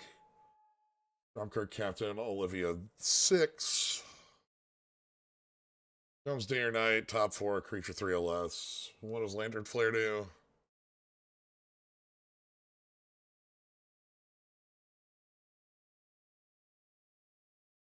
Creature count. Burn that we can make an X spell. Buy. Hang. It's like okay. Here's the actual answer.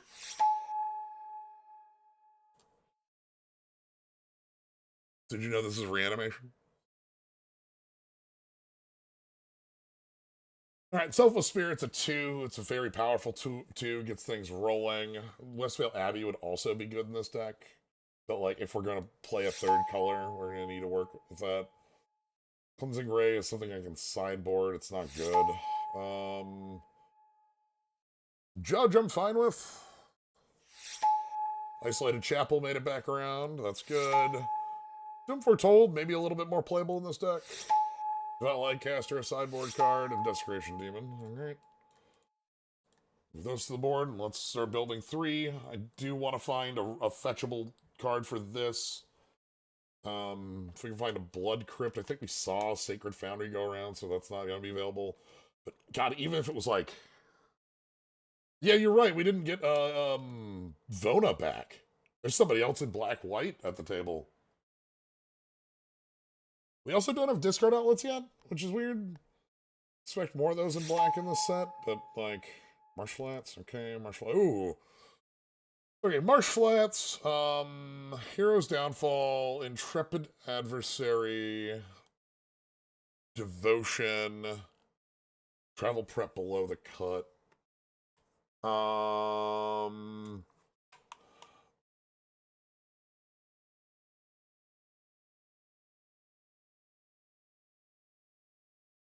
Intrepid Adversary's actually really strong.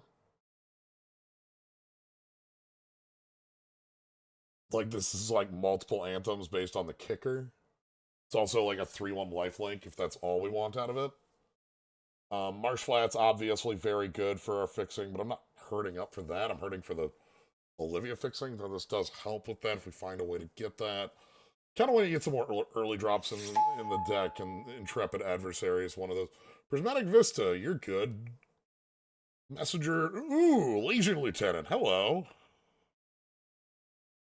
This is a fetchable. There's also Sorin. Oh god, this is tough. Legion Lieutenant looking pretty fine. We don't have a million vampires, but we do have vampires. Maybe I just don't go with that and I try to go with, like...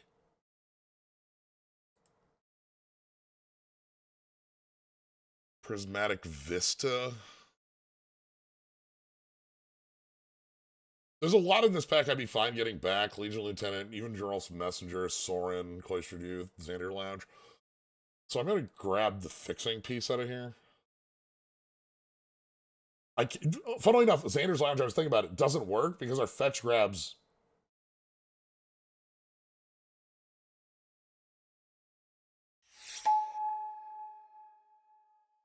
Kaya...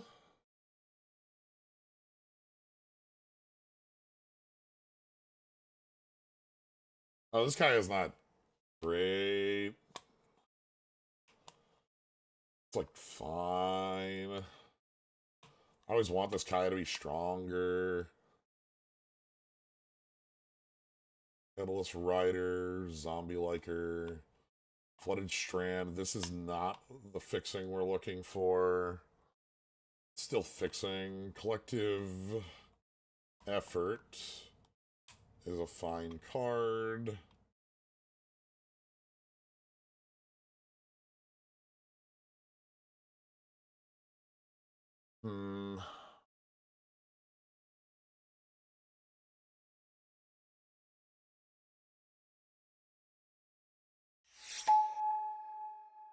Liliana of the Veil. Okay.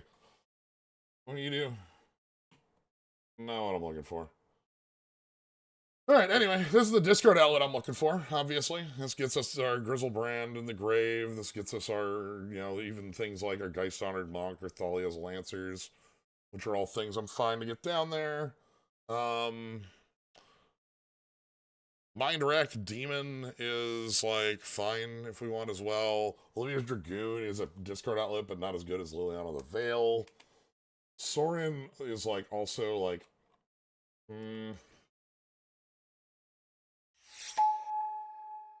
Bruna. Alright, Bruna reanimates a angel or human.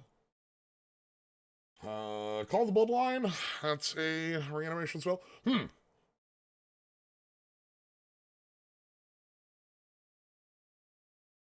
I think I can main deck it.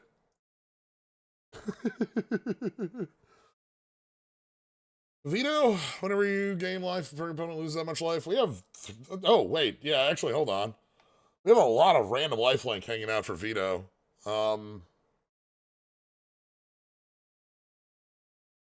Especially the Vault of the Archangel, which I'm probably fine playing.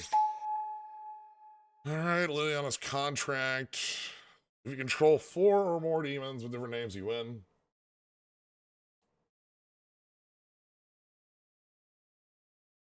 Whenever non-target vampires attack. Hold on. Feast. This card's actually, like, quite good. Kind of like Thalia, though.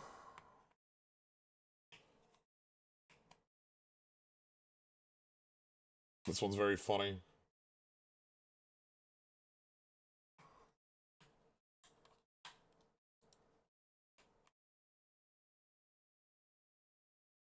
I think I'm willing to play Thalia and get down. Ooh, okay. Alright. Hey, Doom Traveler. Oh, what? Wait a goddamn minute. Hey, now.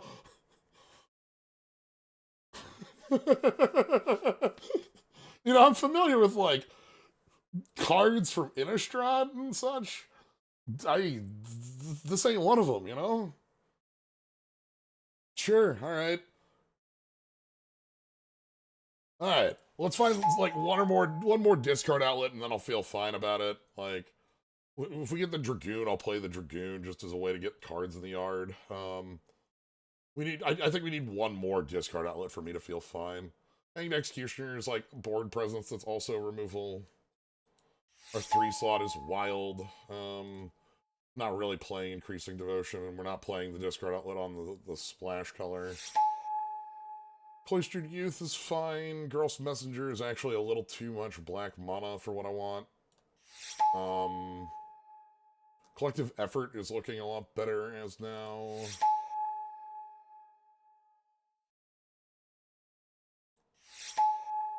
Bruno, we might not have the discard outlets that we want here. That's gonna be a little awkward.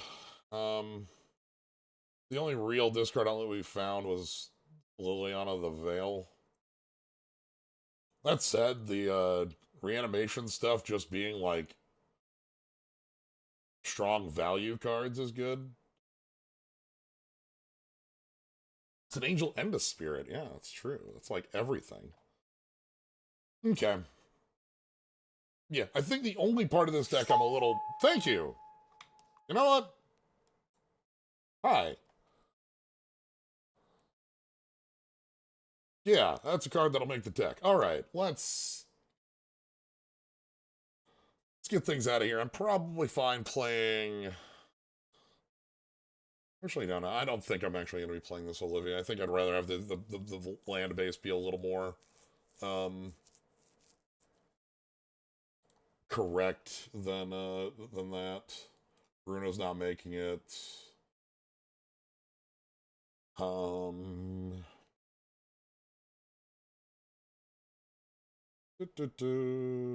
okay.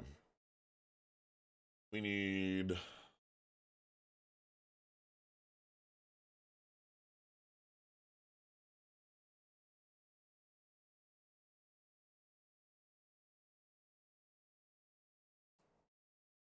This is based on different matchups. Youth is fine. Adversary's fine. Thalia's fine. Voice of the Blessed is fine. Python Bishop, Hangman Executioner, Collective Effort. Python Judge is probably not real. It's too slow.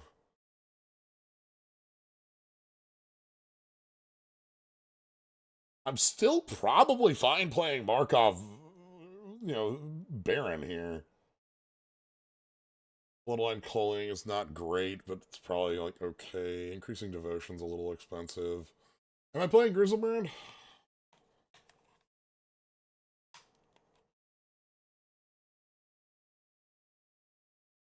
I think that's a legitimate question. Well, it's Kaya's Plus. Kaya's Plus is put a counter on a creature that makes it, when it dies or goes to exile, put it in hand and make a spirit token. I don't like this Kaya. Basically, just 5 mana for 3 -3 exile, and then like a really not great plus. Um,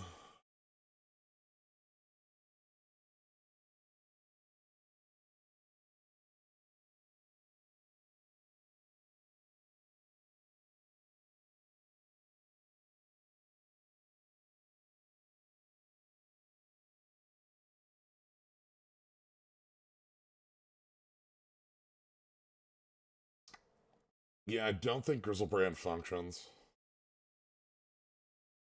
I still think Karmic Guide and a reanimation stuff, these things are still really good. Like, these are still going to get a pretty good job done. Thalia's Lancers I like because it's grab a legend, which is like go grab a Liliana or Enrica, or like we have a lot of different legends that we can go grab. Um, what are the reasons not to include Grizzlebrand? Cost 8 mana. Kaya with the Executioner is a funny combo. Collective Effort, you're fine, and you're like, okay.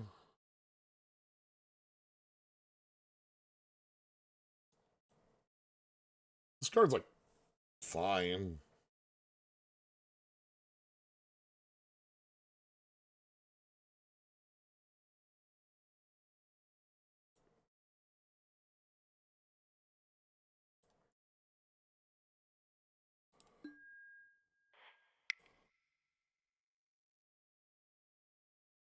Yeah, the only way we'd be able to cheat it out in the deck is if I played Liliana the Veil and then flipped and then discarded into.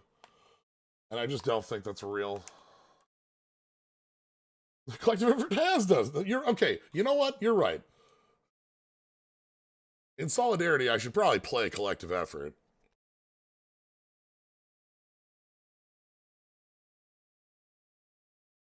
How many vampires are in this deck?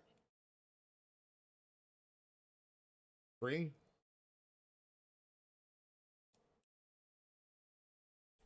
Yeah, Markov Baron's probably out. Sorry, Markov Baron.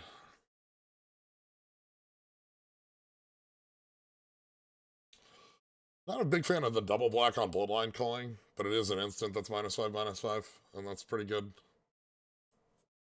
Alright. This deck looks nice. I like that I have some sideboard options. So we've got like Cleansing Ray, Devout Lightcaster, Sunset Revelry, Kaya, even like some go wide options or this like stupid Judge. Desecration Demon is actually quite good against opponents who don't have board presence. It's usually quite bad because like Desecration Demon's most common, like, play pattern is, like, just getting stuck there forever, not doing anything. I'm fine with Liliana Dreadhorde General being our top end. I think that's nice.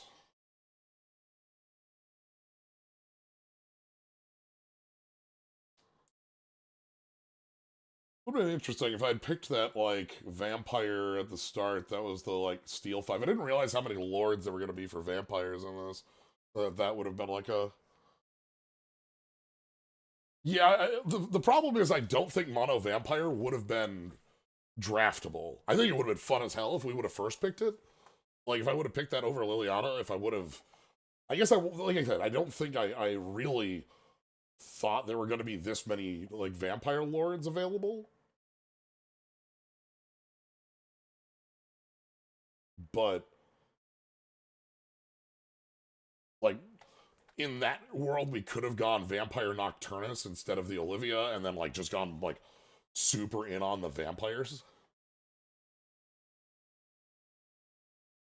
Here, I'm quite happy. I'm happy to use my Vault of the Archangel. This land's actually really good.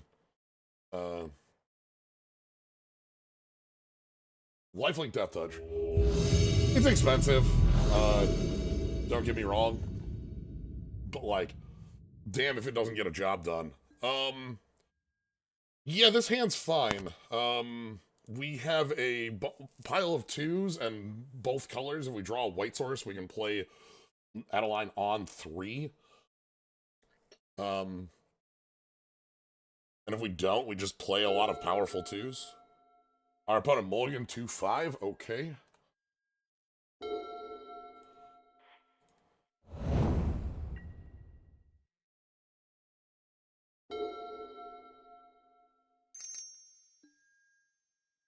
Ooh. That's a good card. Whenever Undead Augur and other zombie control dies, draw a card to lose a life.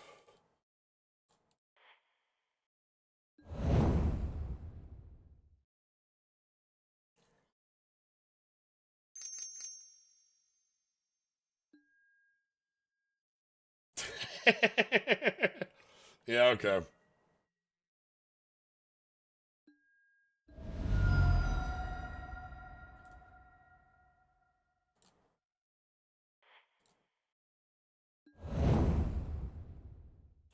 We're gonna go ahead and play Adeline here.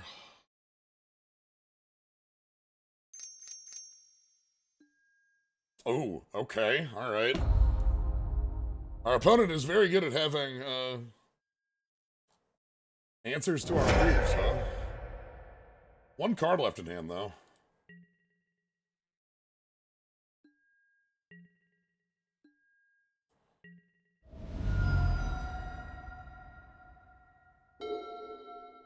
Okay, we're gonna go...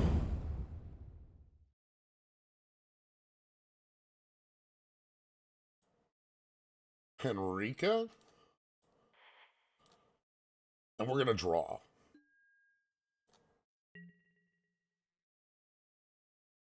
We can transform next time.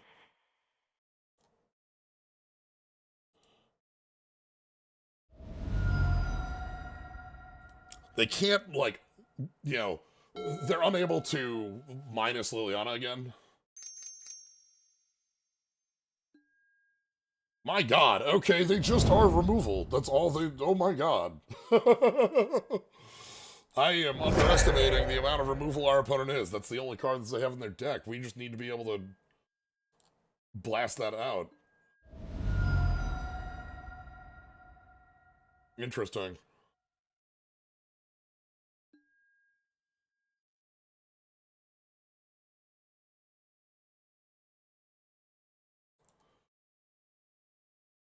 Um...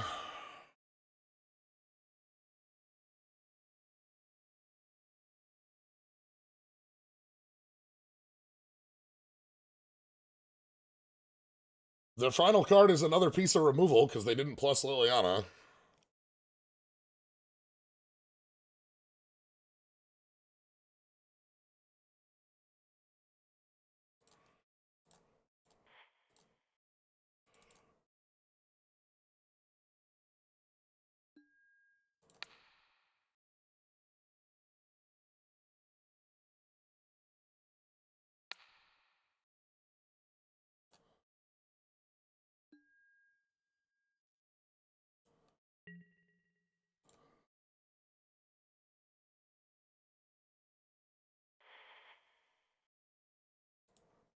We're gonna go to backside here.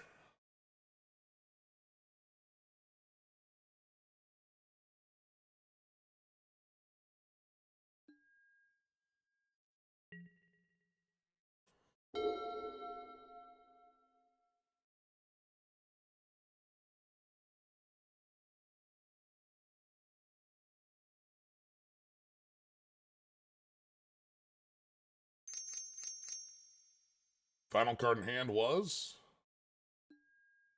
Soren. Okay.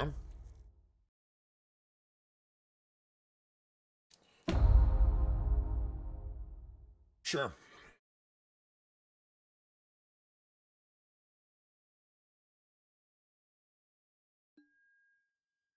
Yep, that's fine. Yep, that's also fine. We're gonna discard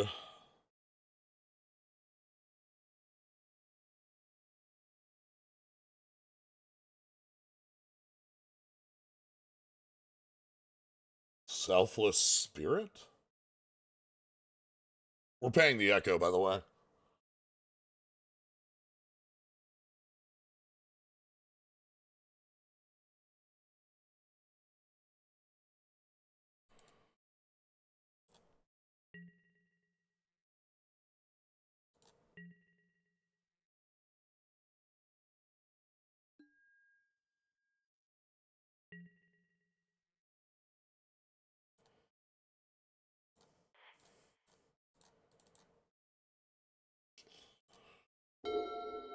Ooh.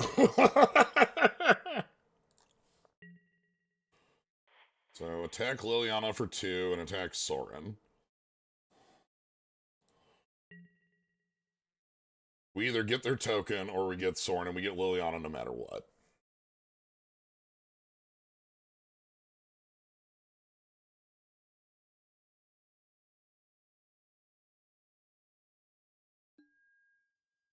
Okay. That kills both planeswalkers and gains us life. Now all we have to do is not die. Which I feel like that's like doable. I'm just gonna have to like hang back with my 2/2 pro black.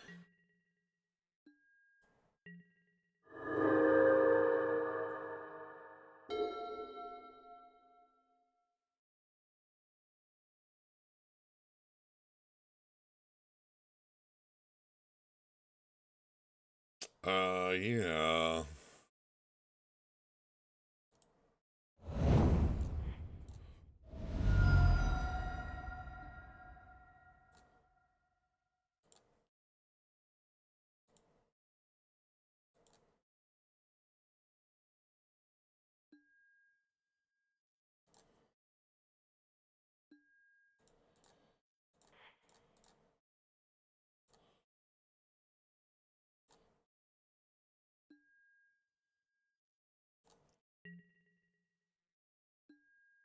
Anyway.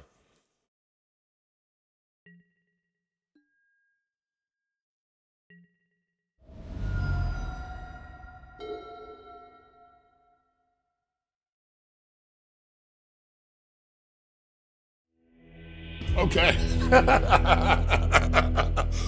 So, mono removal spell, huh? Devout Lightcaster, you're absolutely coming in.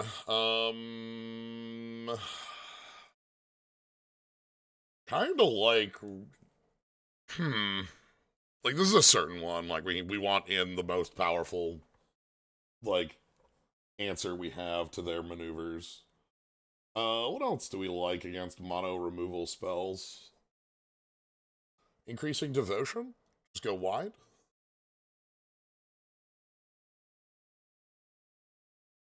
More things like that nature.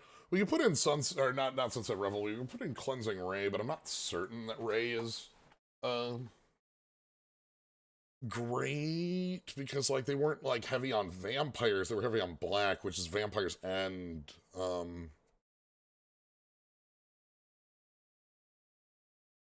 vampires and zombies and some others.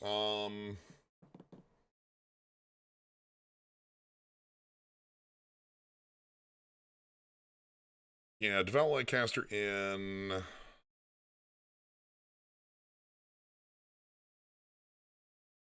I almost hate bloodline culling here. The idea behind increasing devotion is that their deck is bad with dealing with multiple threats. Sword is there, he's a vampire. You're a voice of the blessed, because this is like a 2-drop that doesn't do anything. Yeah, just don't put in increasing devotion. Should we find the way it is? Collective effort out for devotion in. I didn't see any targets for this, enchantment or power 4 or otherwise.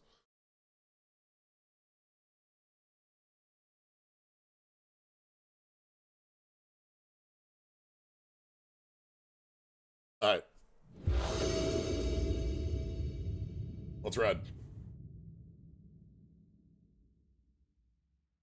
I think it's fine.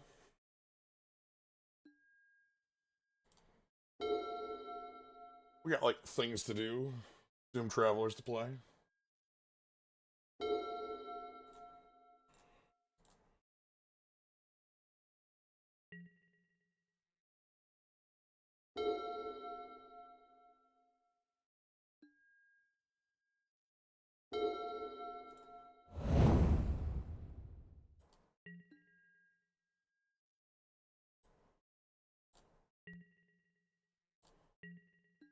Really like Cloistered Youth.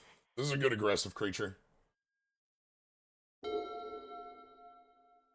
On the backside, it's 3/3 that loses you a life, but, like, you know. Don't really care. They have to kill it now before it flips. It's gonna become black. They gotta kill it now.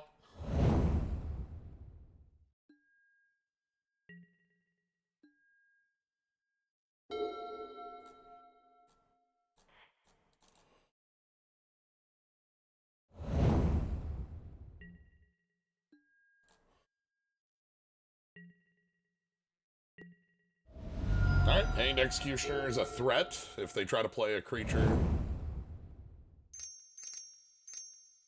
like alone.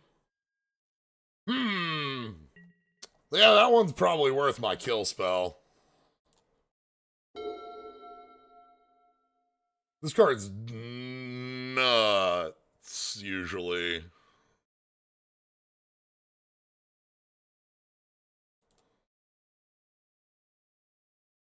It's not a May, but they have a sack outlet on board. Let's not fall for the trick here.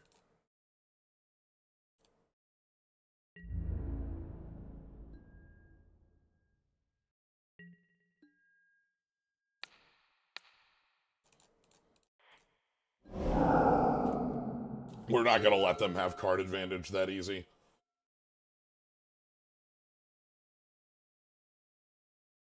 We don't have a lot of heavy pressure at the moment, but our opponent also doesn't have, like, stuff going on, so...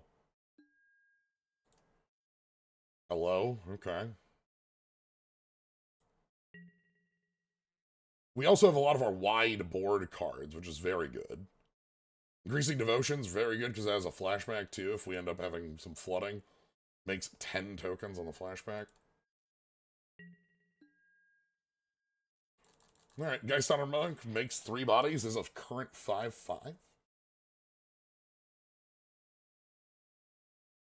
And then Increasing Devotion makes that a 10/10. Trespasser's also, like, a good, just threat. Singular. Probably kill spell on Monk. I'm guessing their hand is probably a lot of individual kill spells right now. The hell is it? Oh, Invasion. Yeah, sure. Oh! Your hand's a Wrath of God. They killed my Doom Traveler there. Alright, what's the Wrath? Languish or something? Creature tokens get -2/-2. Hmm. Hmm.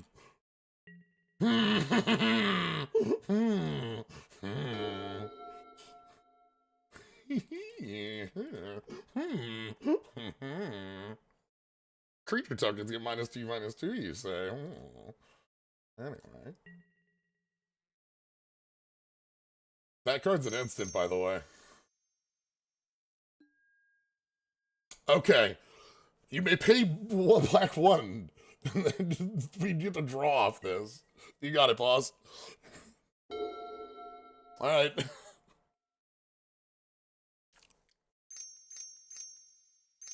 What you got? 5?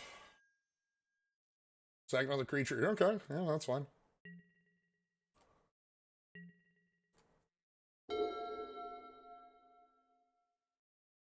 Yeah, no, I'm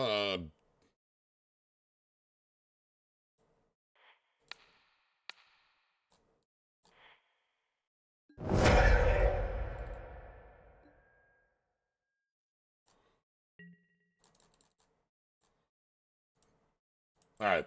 So Thalia does mean that it costs us 1 more to flashback our 9 down there. There's a 10. But my assumption is that if we need to do that, Thalia will not be in play. Sorin for 5. Okay.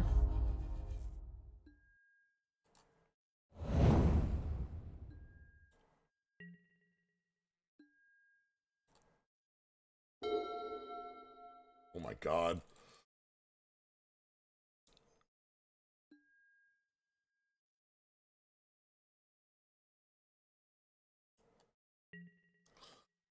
Okay, so attack Sorin, attack Sorin, attack Sorin, attack the opponent, attack the opponent.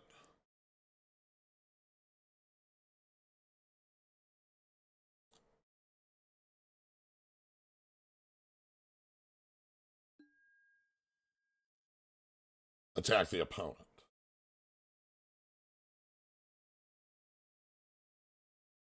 Back on this? Sure. Sorin off the table. We get to play Trespasser. That's right. Half full.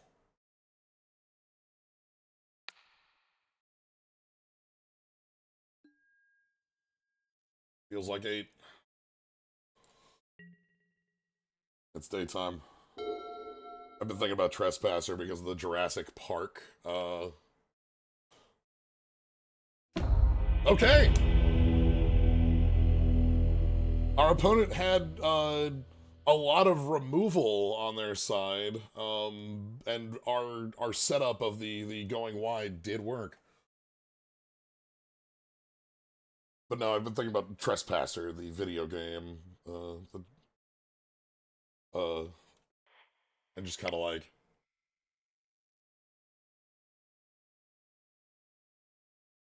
how much it stretched, how much it tried.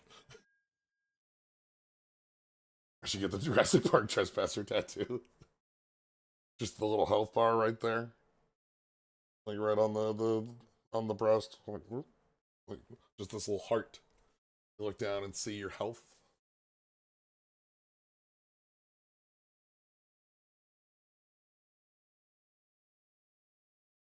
It's neat.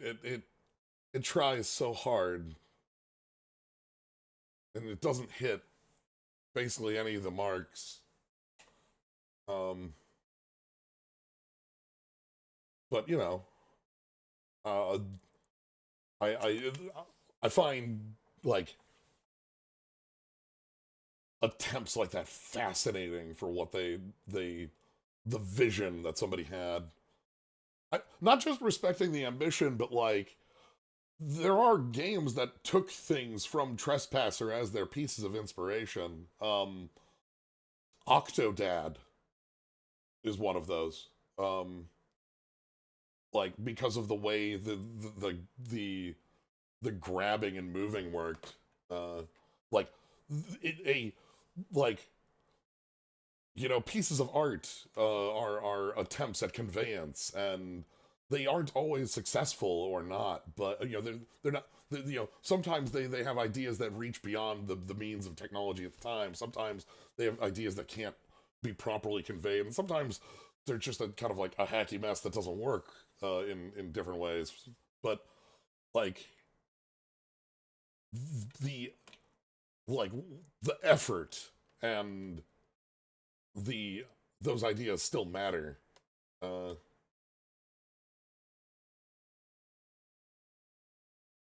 Basically a modern VR game, but in the year 1998.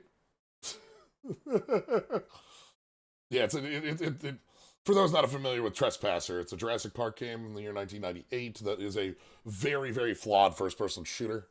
Um, has a absolutely wild um, uh, attempts at physics puzzles that like don't really work well, but are it's like kind of think of like a Half-Life style bucket on a thing.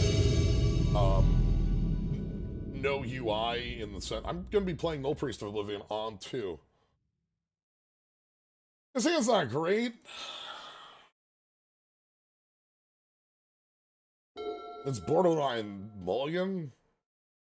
Cooler Ob 87, born in the year.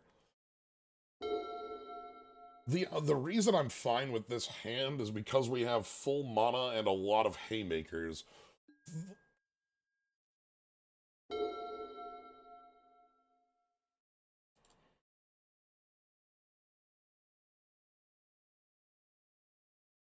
I don't think I'm playing the Null Priest here.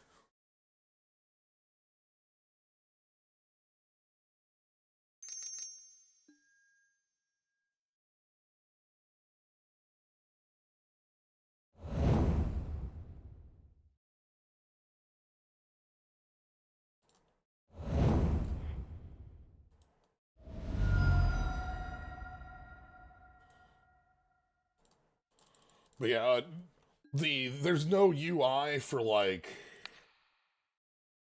uh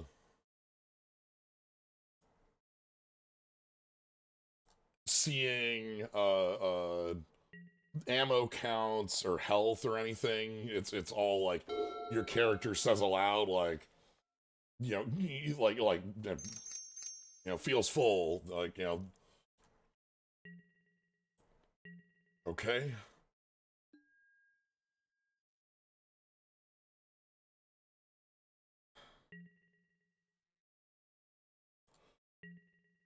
Terribly worried about that flip.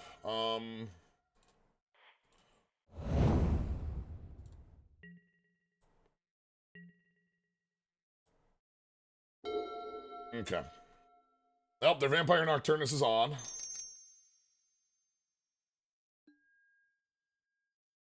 Skeletons and other zombies, a +1/+1 death touch. This one's not going well, is it?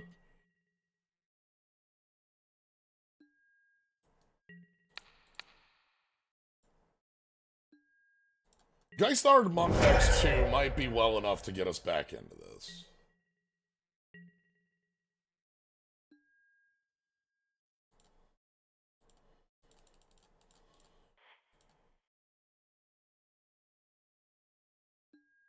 Let's get some really neat voice acting.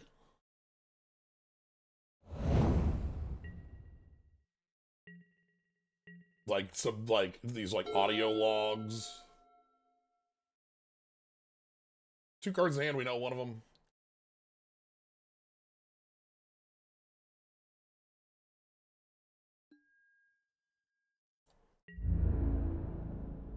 Okay, I'm gonna trade with that zombie token so that I can buy back the Geist.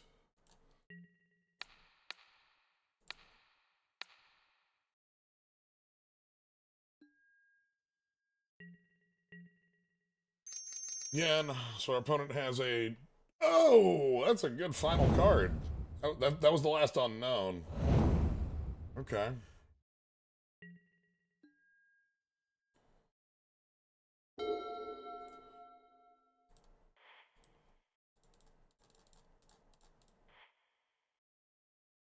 Main character is voiced by Mini Driver, yes. And then we also had um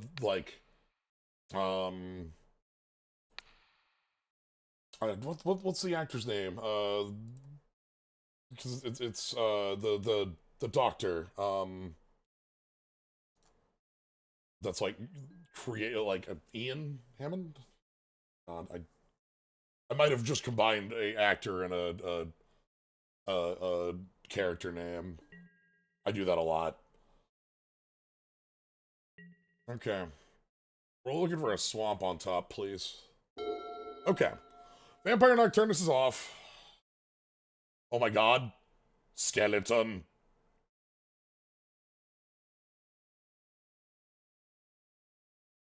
It mattered.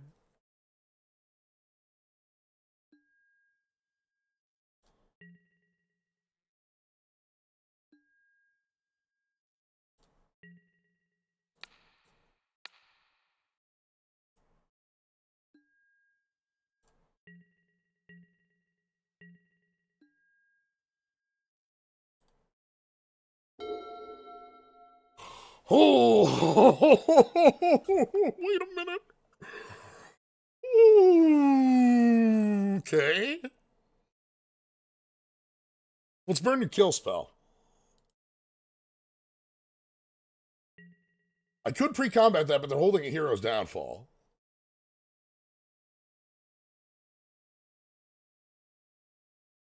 We're going to try and get them to burn the kill spell on Geist Honored Monk.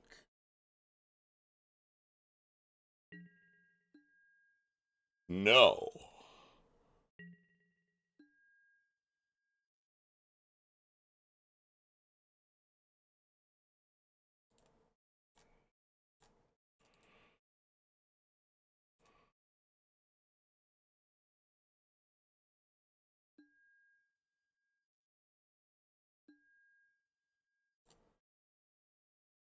All right, who do we want here? Vale, Dreadhorde General, Veto immediate activation?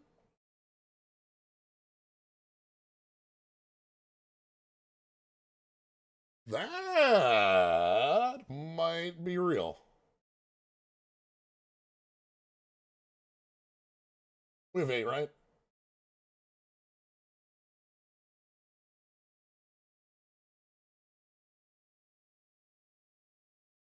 Okay. End step, they're going to activate bats, make more bats, and then Vampire Nocturnus. If Vampire Nocturnus is on, we're in bad. Okay, we're in bad.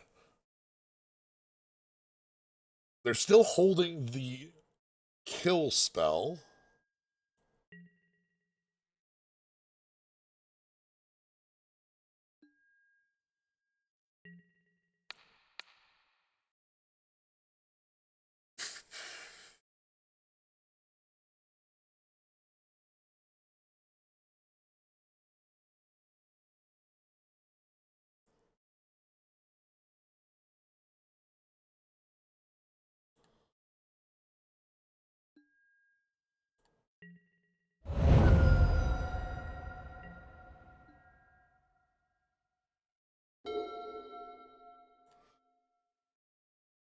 Okay.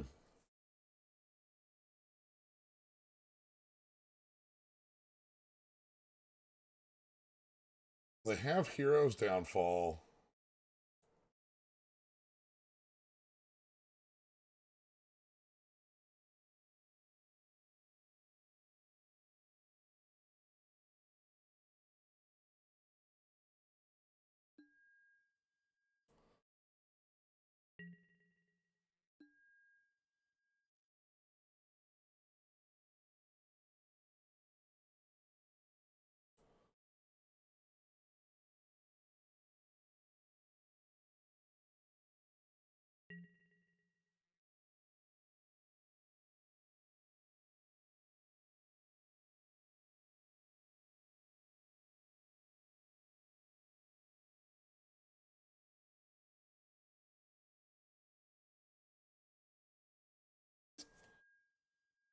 They are able to sack these bats to prevent the lifelink.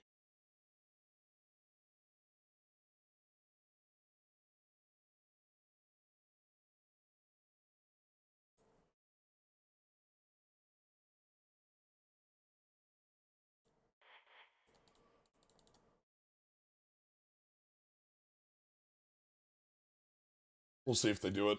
Yep, okay. So now what they can do is they can Hero's Downfall my spirit token, and then if the top card of their deck is a black card, they have lethal in the air. They've prevented the life gain.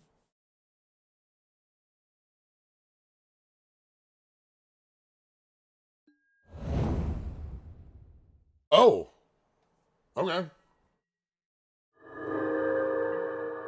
All right. I'm okay with that. You had lethal.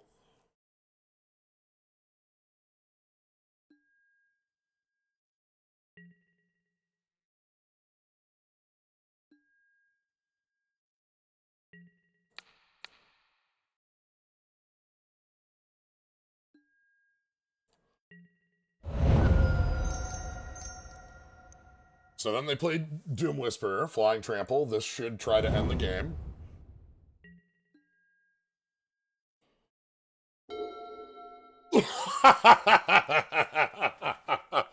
Collective effort, huh?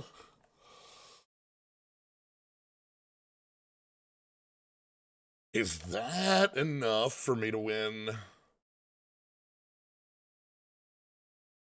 in combat? My opponent's at 12. I can play Intrepid Adversary for... I have 8 mana. I could do it for 1, and I would be able to still play Collective Effort. Then I would attack for...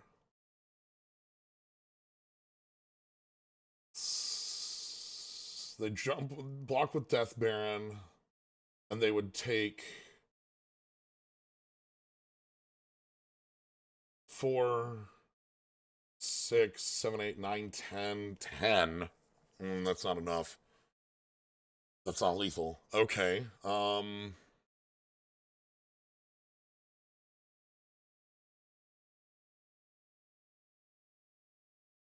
We go for it anyway, because if they miss with the Nocturnus, they can't kill me on the crackback. Yeah.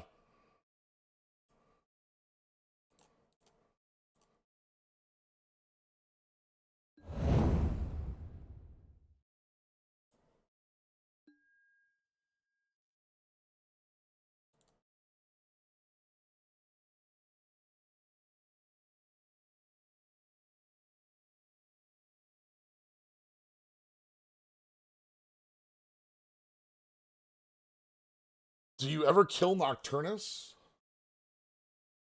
If we kill Nocturnus, we die uh to just the flying in play. So I need to kill Doom Whisperer and like roll the bones.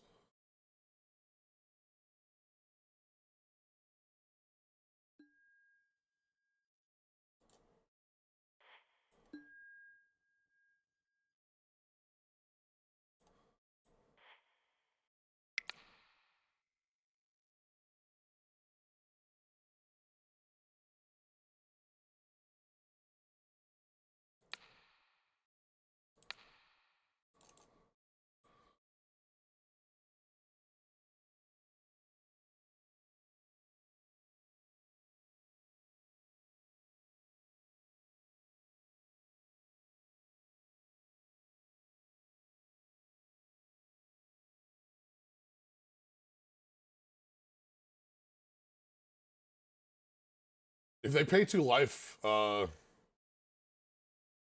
lose because they only have 12. They can't afford to pay 2 life. I don't think. Well, no. Yeah, they can't afford to pay 2 life.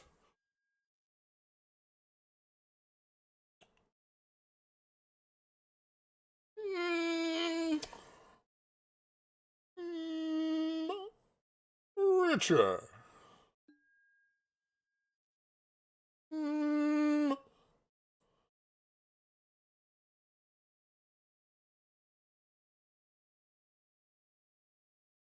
they, so the idea there behind paying 2 life is that they guarantee a card on the top of the deck, I think. But by paying 2 life, 4, 6, chump block. They killed themselves. They actually would have won that game had they not paid 2 life. Because they're like, or they could have won that game. I don't think they would have. I think they put that in the art. They needed a black card under that. Anyway, Devout Lightcaster, how you doing? Get back in the damn deck. This is every opponent. Cleansing Ray! The healing rays of the sun! Get the hell in the deck! Faith-bound Judge! You're the next contestant on The Price is Right. You know? Okay, Voice of the Blessed sucks.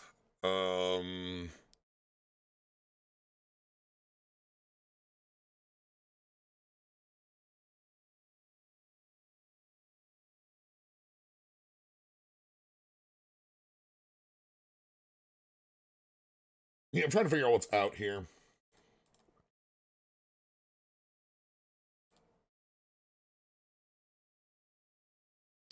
Maybe Thraben Doomsayer?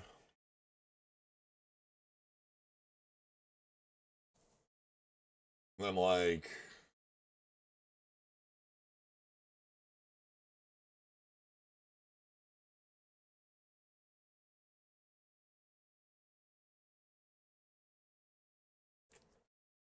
Dreadhorde seems good. The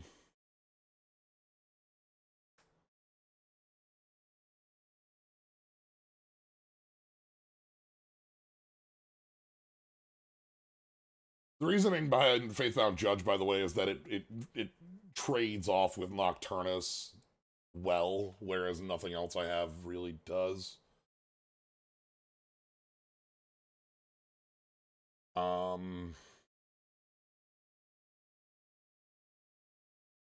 It is Dreadhorde General. I don't know. I feel like the game is going to be answered before we get to that point, but like, not 100% sure on that. Could be something like Cloistered Youth that's just not really...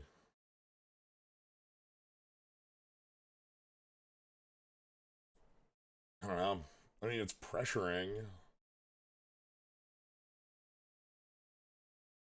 I go like this. I don't know about that one.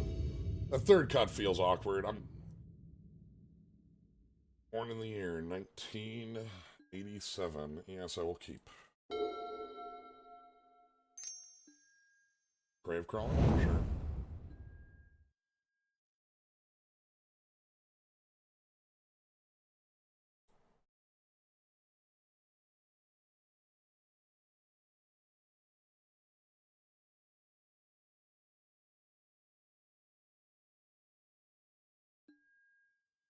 The idea here is that I want to fetch... I want to be able to fetch white with that, but, like, I don't want to use that. Oh my god, we are... We're moving. Okay,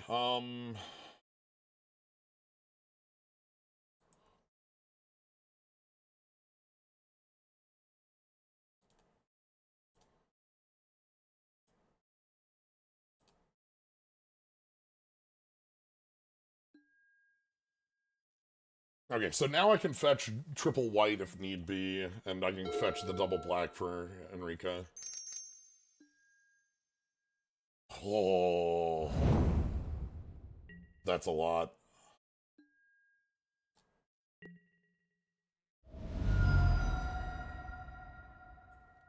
Alright, Veto!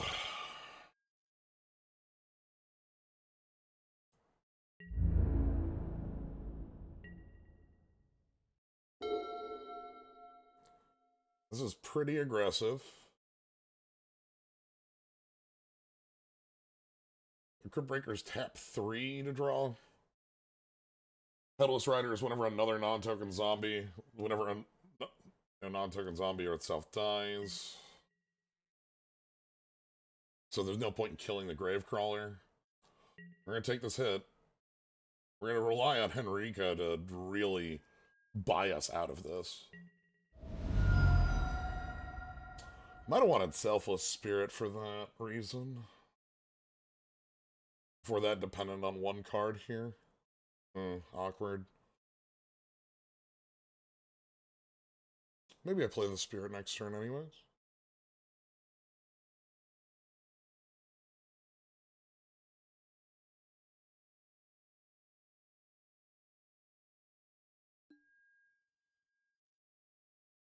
Okay. That is a spent removal spell.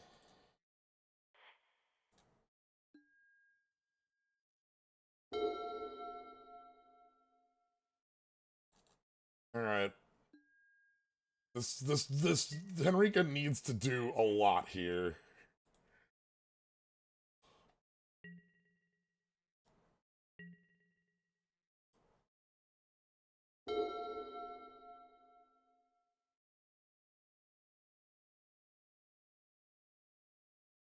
If they have a kill spell, we're basically out of this. Okay. That is good.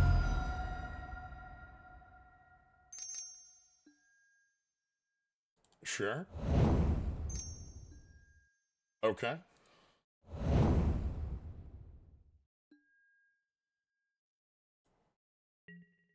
Okay. They missed a land drop.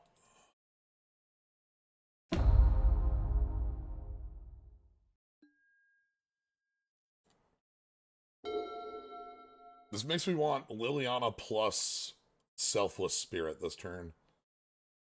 Liliana plus, actually, just even hitting our own Vista.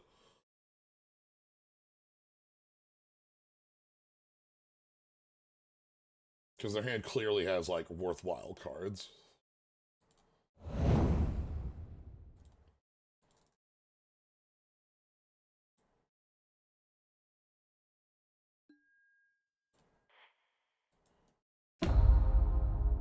That blade is actually a bit of a pain, too. Okay.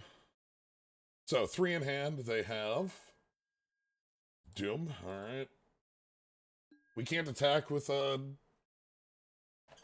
Henrika right now. We're under a little bit too much threat at the moment.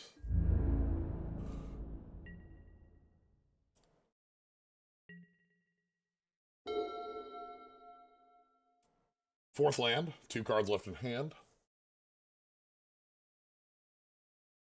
If we can keep Liliana around, we can snipe the final card. It's unlikely they can play both. Sure. It becomes a tooth. Alright.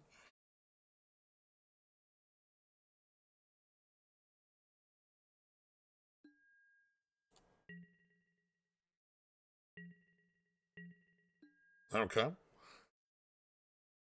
I'd like a plains. Or a 3. Don't forget. My brain was like, why am I not clicking this button? There's a reason I'm not clicking this button. What is it? Planes. Cool.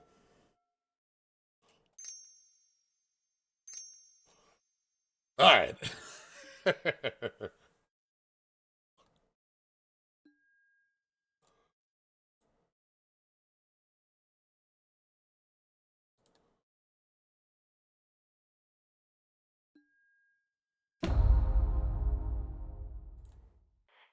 Anyway.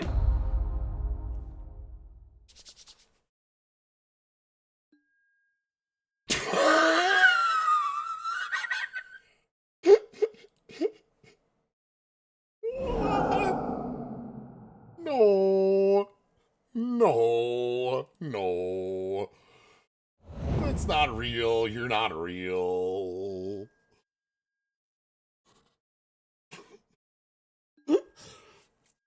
Okay, you got me with Grave Scrabbler.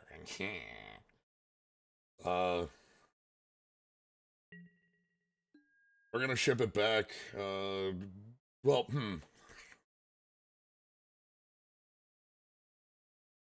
There was no playing around that because they could just discard it at air at end step if they really wanted to. But it is very funny.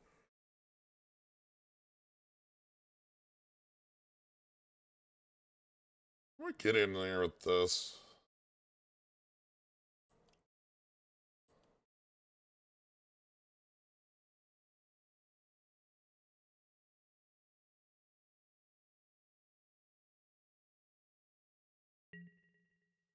I need to pressure my opponent as part of this game. If I don't pressure our opponent, we're just not going to win here. But them being on 14, like, we actually can kill them next turn in the air. Like, just flat. That's why I'm saying we need to pressure them.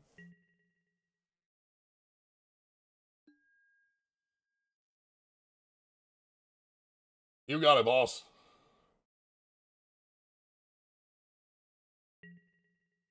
Um...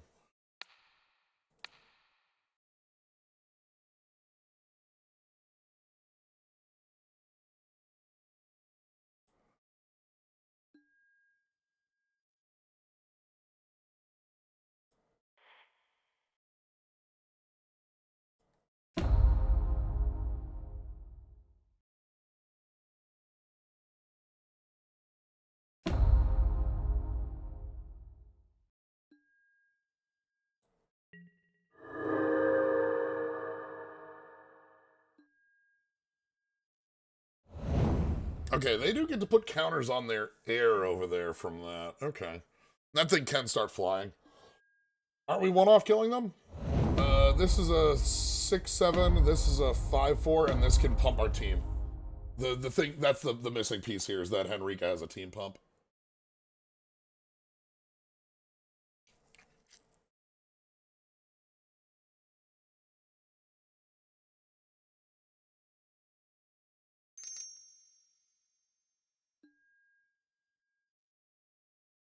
Destroy target creature, you lose 2 life. Okay, so there goes one of my flyers. That's fine.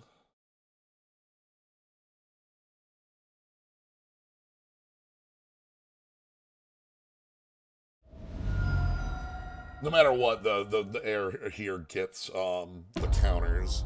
That's a bit of an annoyance that air can be kind of is building to become quite a threat.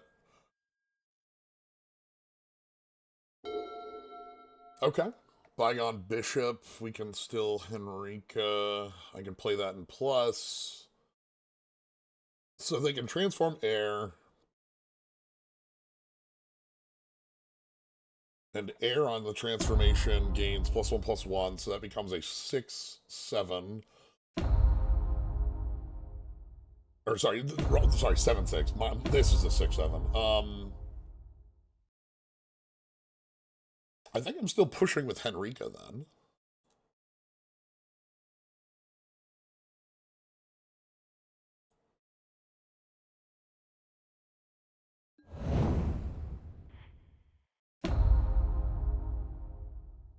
Let's get you to discard a card, and then if you want to flip air, you have to discard your other card. Oh!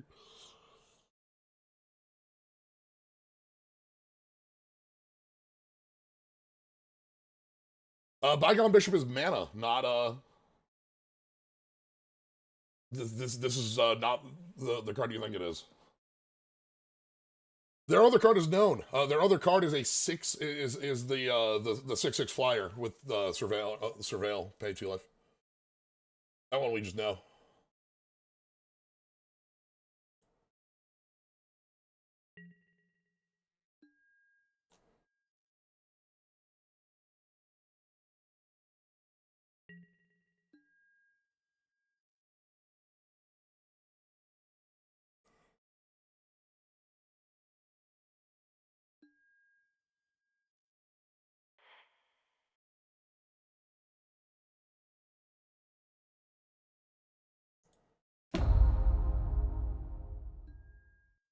We're gonna push as much damage as possible here.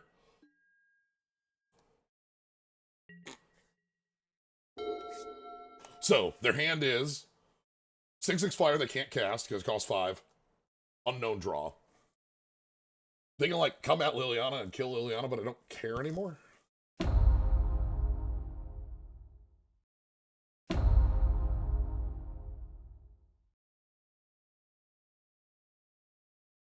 If I ult Liliana, it's gonna be lands and non-lands.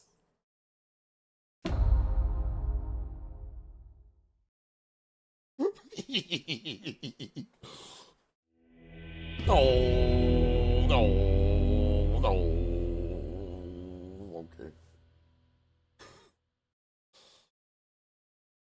But yeah, so they could have flipped this.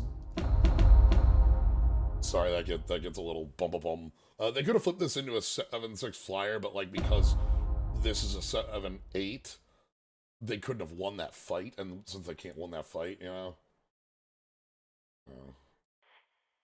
All right, let's play our final match. That's right, we're undefeated in rounds on the day.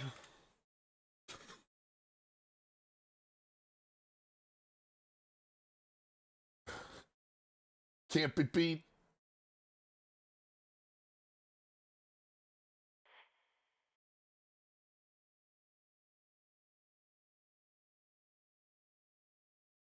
Except for the time that we got beat. It's fine. This has been very much Halloween. Our opponents are just zombies and vampires and skeletons, you know? Like that's the night. It's a perfect night to have a curse. What an awesome night to have a curse. Could not ask for a better night to be cursed. Being cursed is sweet, actually. I like being cursed.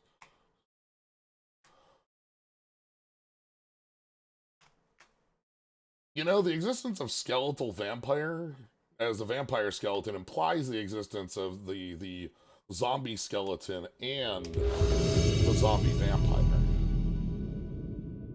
Yandman? What do you get if what does Mega Man get from defeating Yandman? Like what's the power of that robot master? Like what do you get at, you know, what's your weapon get from Yandman? Why is Voice of the Blessed still in the deck? It's a Yand, I don't know. This hand sucks. I ain't going to 5 though. This is Thraven Doomsayer. Power of the Cactus. Oh crap.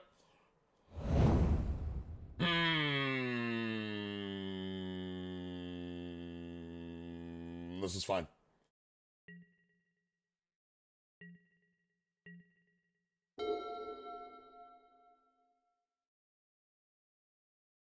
Uh-huh. Yeah, I'll take one. Easy. Not a problem. Easy. Not even close to an issue. Thraven Doomsayer, go. Anyway, here's my token generation with an intrepid adversary. Try me. Burn spell. The hell does this do? Training. When this creature attacks, exile one creature on the battlefield. What? Oh, we're toasted.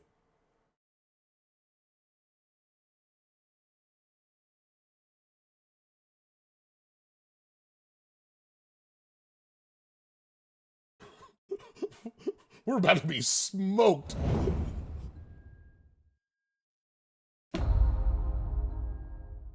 How many O-rings you want? 12? Awkward. I guess we just flood the board so that can't win in combat. Right? You get the bag if you kill him. That's true. If our deck contained kill spells, I'd feel better about that.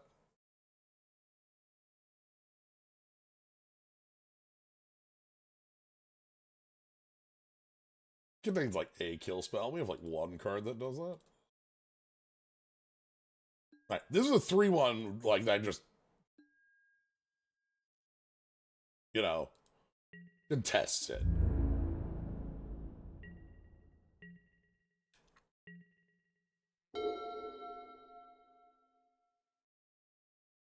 I'm playing Thalia so they can't like slam down like a kill spell and then come in or something like that. And then we have these two as our recovery pieces. Slayer.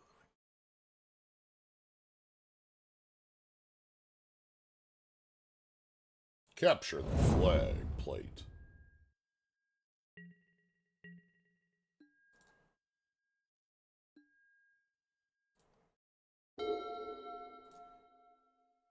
Blue team has the flag.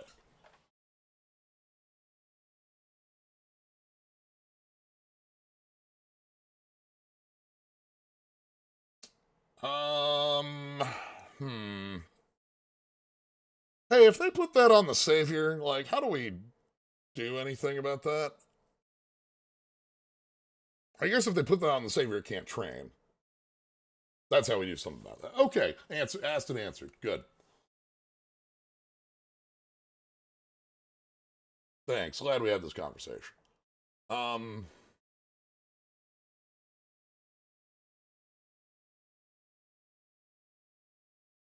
I don't think I can combat here.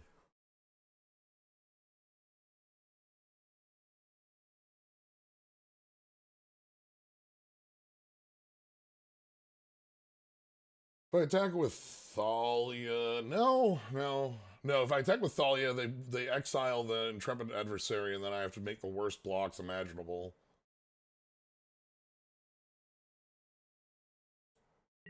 Yeah, we just ship it here. We have Thraben Doomsayer as a way to keep building the board. I suppose if we go Fateful Hour, then everything goes to hell, because, you know.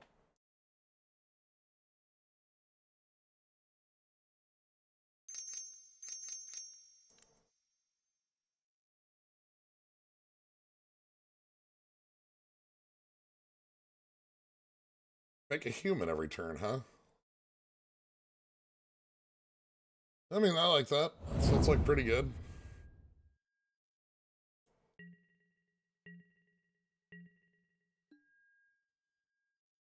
So 1, 2, 3, 4, 5, 6, 7, 8, 9 makes number 10. The fact that this makes a human is, you know, good.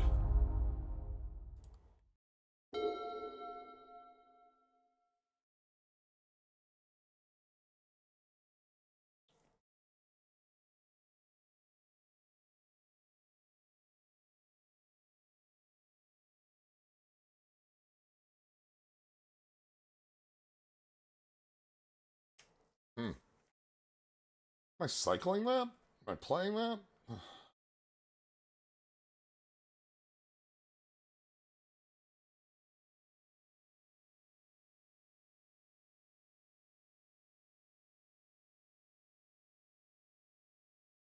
Hmm. Hmm.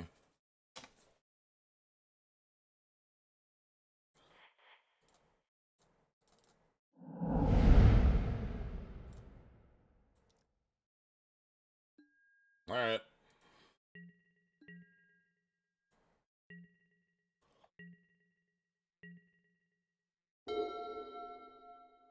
Opponent still has a pretty hefty hand, 4 cards. Ours is a little too reactive. Funnily, if we can get our opponent to like snipe us down to 4 or something, Thraben Doomsayer like just kills them, but that's just not happening.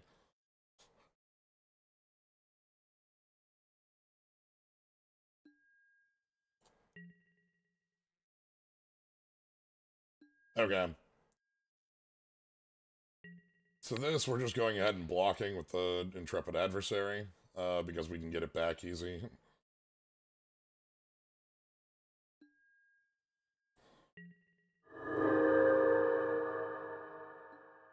The reason I want to get it back is so that I can try to, like, I can,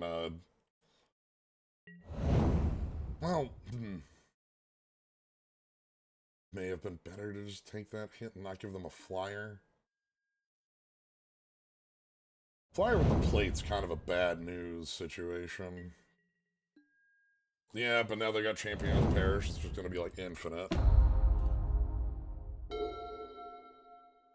Alright, let's Null Priest this here.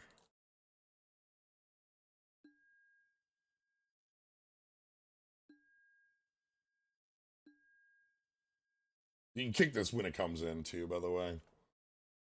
Okay. What do they have for permanents? You may. Okay. They can choose to just keep this and not blast for 7, I suppose, which kind of looks like the right play. I think the token generation's more effective.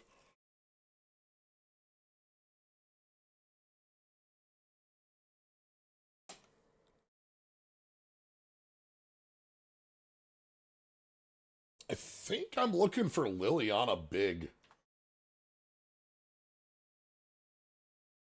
Alternately, Vault would actually be really good. Vault of the Archangel would really rock with the current board state we're in.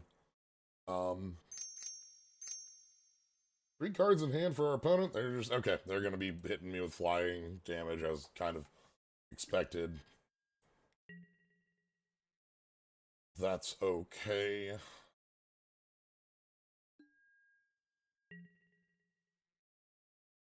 We have some decent draws still. They're just gonna move the plate, or they're gonna play something new. No, they just move the plate. Alright.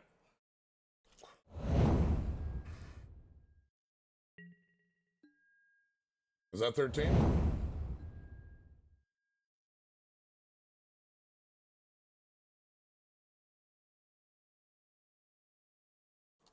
Two, 4, 6, 8, 9, 10, 14. Oh.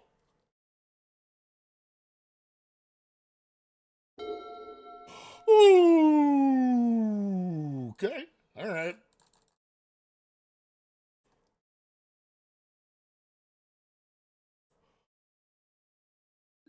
That there's one of them cards I was thinking about.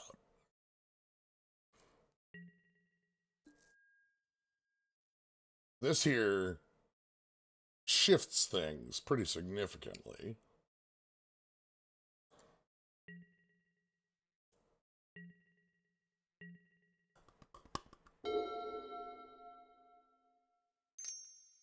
So probably uses a removal spell. I'm sure this eats like destroy it, make a clue or something. Like Mikaeus is demanding a kill spell, so I think it's happening.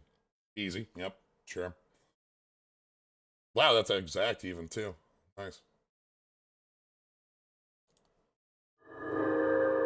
But no, like that one has to happen because like if they leave Mikaeus around, I think their hand is a bunch of reactive cards. That's why they've just been moving the plate instead of like doing anything like real.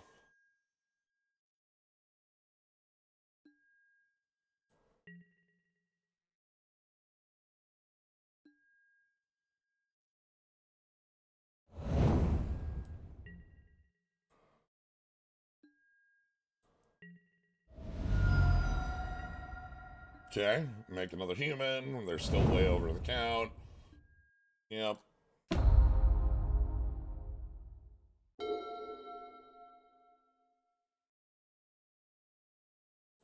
Vista's fine.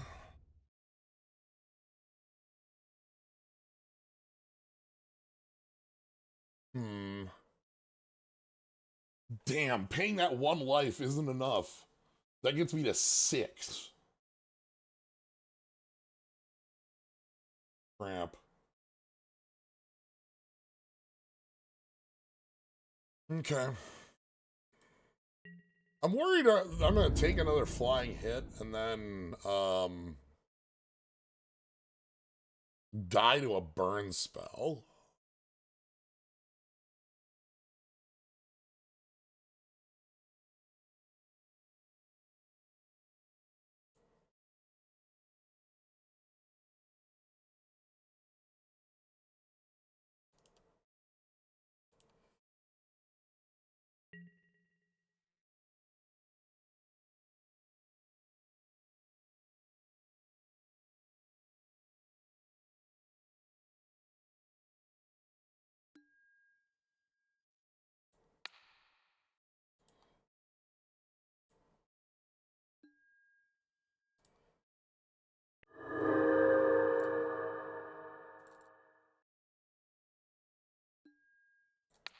You're right, we can legally get the Mikaeus back.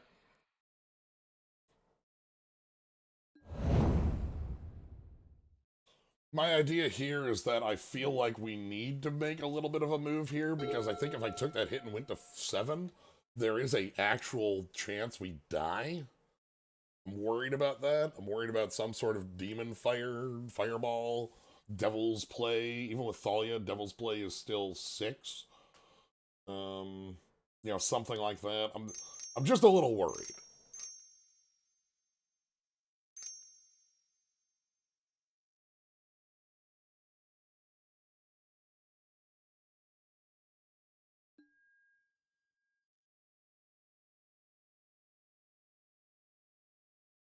The devil?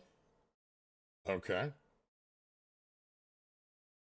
If you want to pay 6 mana for the devil, and the devil, and the devil, that one's A-okay by me.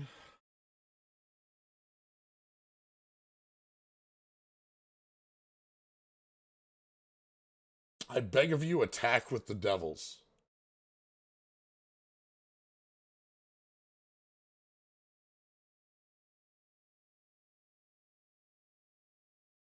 Please lock these in. Hmm. Okay.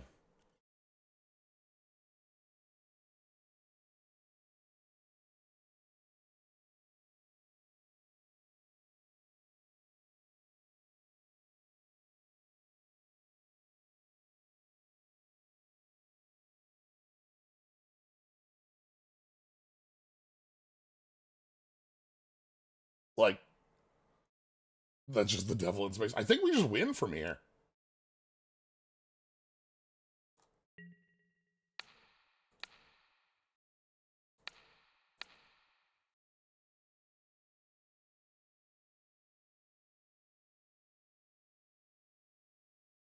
So I take 5, 6, 7, 8, go to 6, pop Prismatic Vista,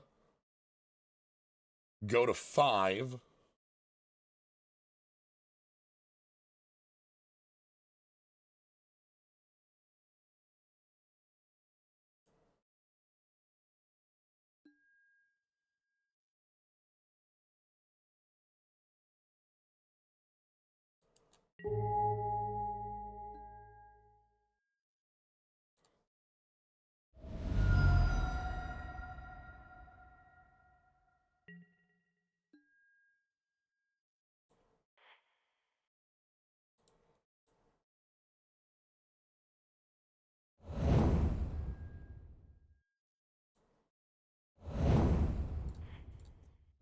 Here we go.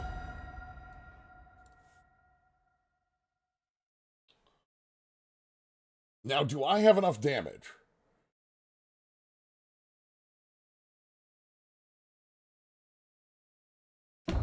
Time for math. 15, 20, 25, 29. 15, 20, 25, 29, 33, 37, 40, and we lose 5, 4, 4, 3. Yeah, I have to pay Echo, but we have enough, right? Cool.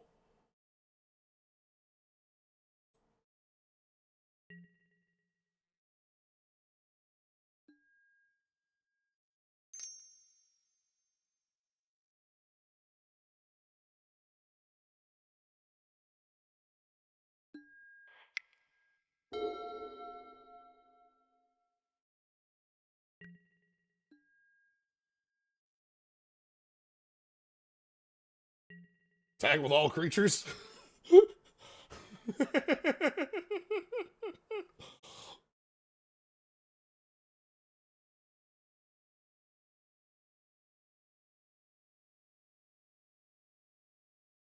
Okay. Yeah, you know what? We got there.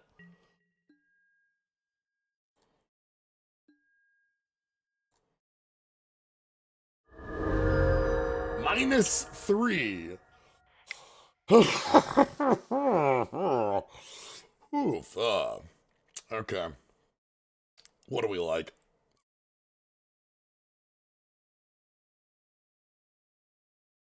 I did not feel like I should have won that game. I think they made a pretty heavy mistake using the devils and putting me at like we had mentioned earlier that the Thraben Doomsayer was our win condition. I didn't expect them to actually give it to me. You know? Um what do we like?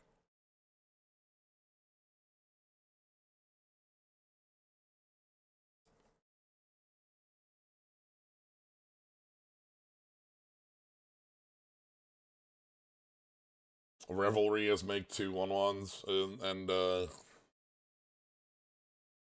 absolutely. Capitalizing on opponent's mistake. Capitalizing on opponent's mistakes is how I play Magic. Kaya? I don't know. I like at the same time I feel like I want to answer single threats, but I also want to go wider, you know?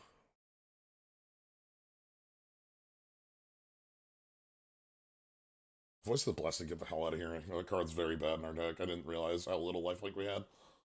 And then, like, maybe Sunset Revel.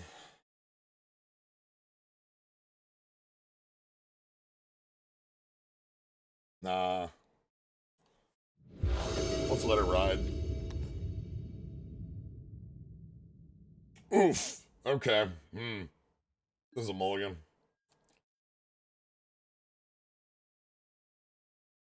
It's fine.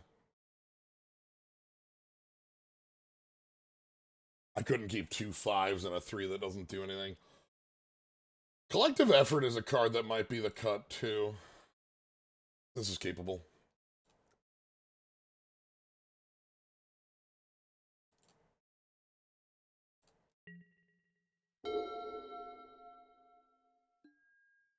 Yep, sure.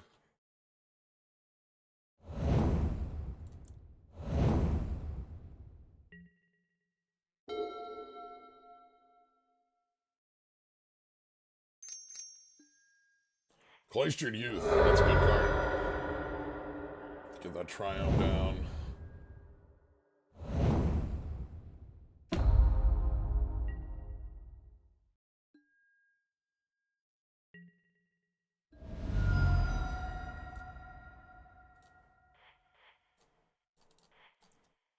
High Null Priest.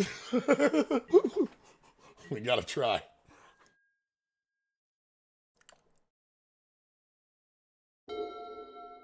If they don't play a human, we are able to block the champion. If they do, well, that's a very good human.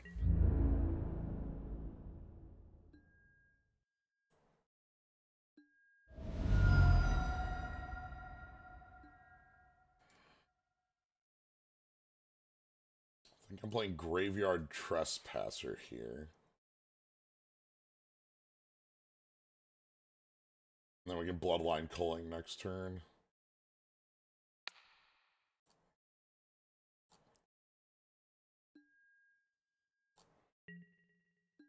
More effective to attack with the Menace creature for lifelink. You make human tokens? You do! Oh shit! A champion of the parish is about to be hell. I understand.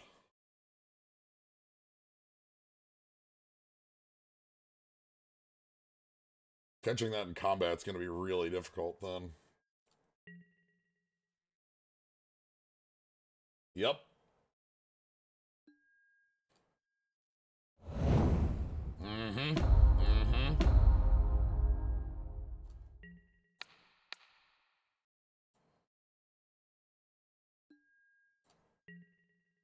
Okay. Down to 3. Do you have Lava Axe? Do you have Burn Spell? Incendiary Flow?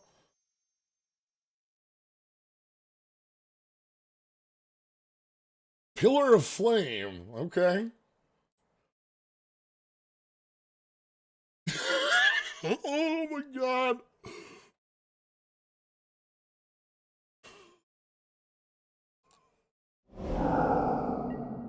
Holy shit.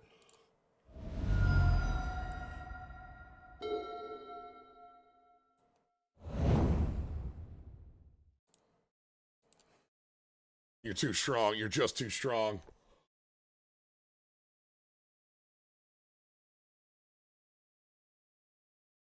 Okay, we're fine. This looks really bad, but in fact is okay. You need to trust.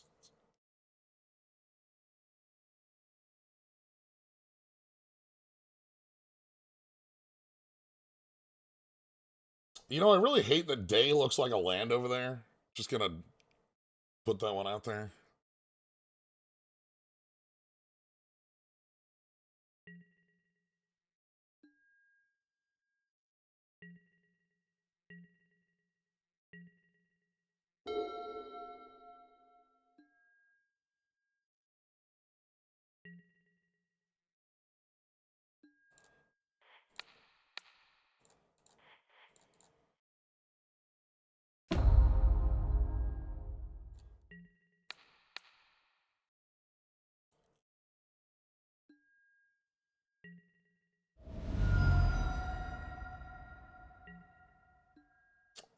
Okay.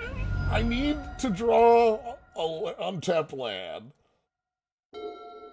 Thank you.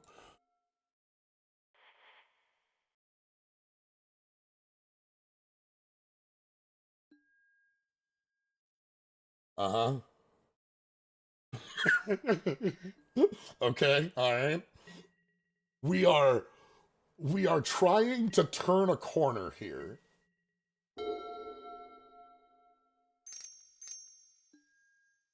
That's a good card. I agree.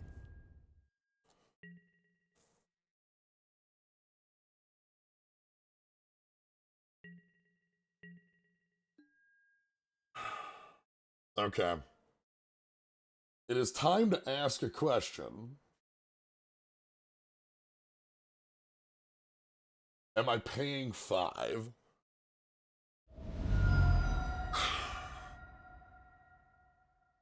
I believe I need to.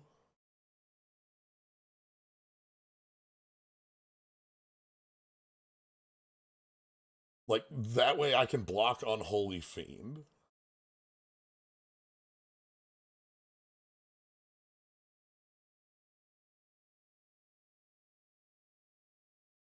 But then they can just attack with Bygone Bishop and force my chump block? Oh, this sucks.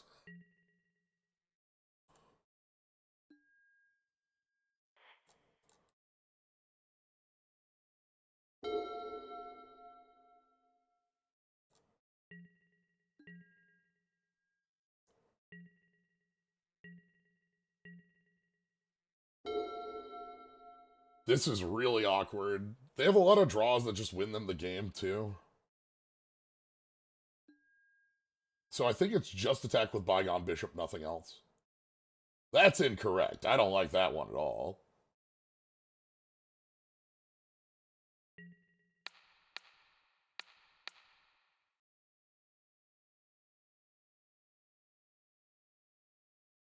Alright. Everything's fine. Combat damage go to 1 again. Don't have a follow-up, please. No. Shit. I found a follow-up, everybody. We have problems. If they get to 13, they win. I need to draw a 3-drop.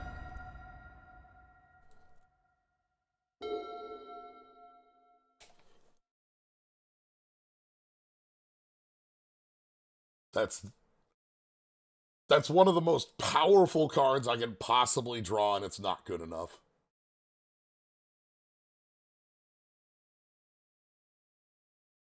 Because it's one creature. It just creates one black 2/2. And it's 2 removal spells that lose me my Karmic Guide. We move game. We move out of this one. Okay, let's go. I actually think the Revelry is going to be fine. I'm going to take out this. I don't think Collective Effort has enough targets in this. They don't make one big guy. They only make one big guy. It's champion of the parish. All right. You ready for finals? Yeah, that just wasn't a 3.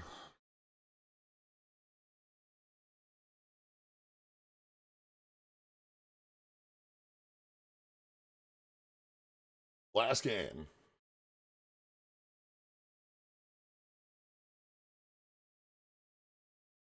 Oh.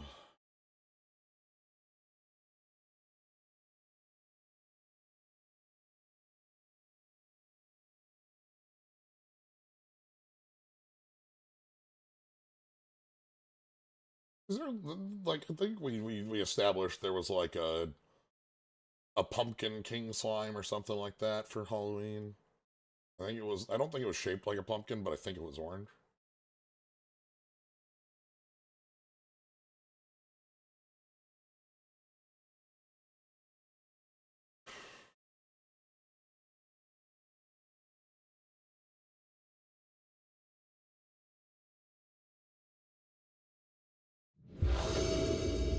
Alright, I would like to play first. I would like to keep a 7, please.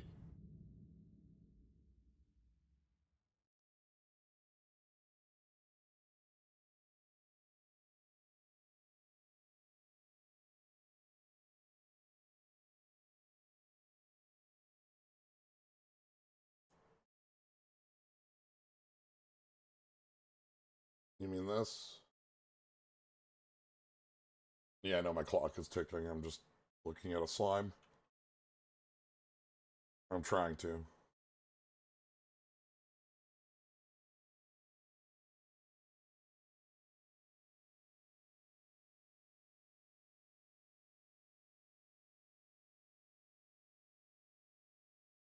Maybe I'm not looking at slime. Anyway, there's no way I can keep this.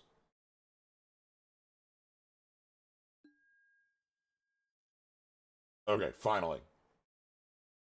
Here it is.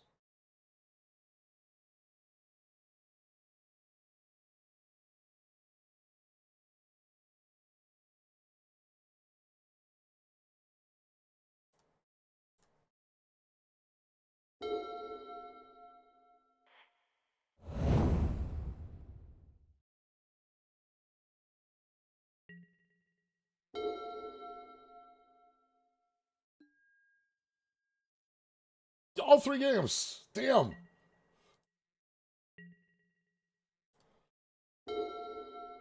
My opponent's just way better than me at that.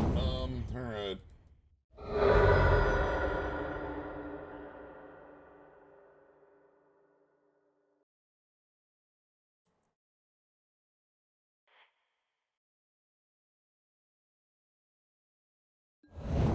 We're going Macias first.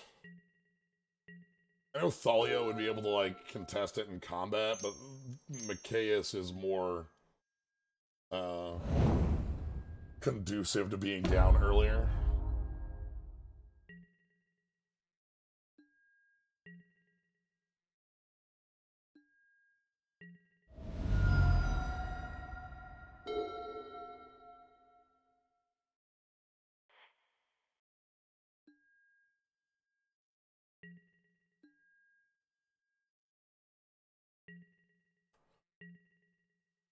Okay. So here comes Cloistered Youth. They're going to be moving pretty swiftly here, I understand.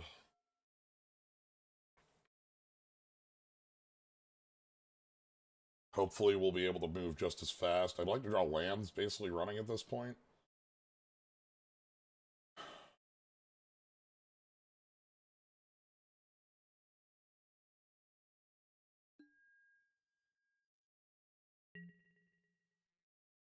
Okay, no other human.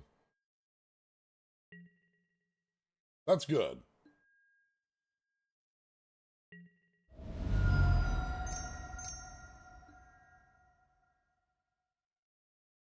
What?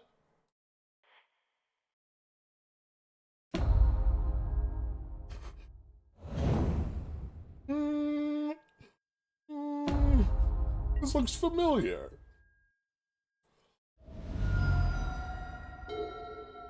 That's a 6-drop. About to be a 7-drop. Very good. I stand by that Liliana is a very strong card. The Liliana has been very weak in the games we've been playing, especially like with specific opponents. All right. This is pretty bad.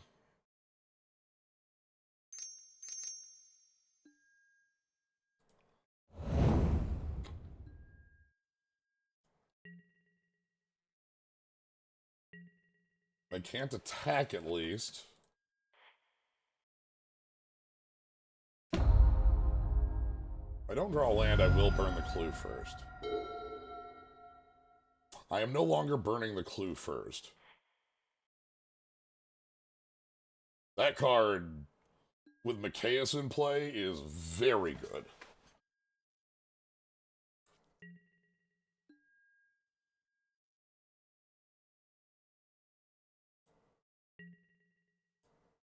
Okay.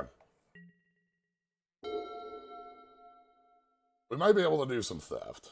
Again, Thraben Doomsayer. 5 for the human maker. Glazed Honored Monk. Okay. You got it, boss. I got chump blockers for days. Good luck. You ain't getting through my chump blockers for days.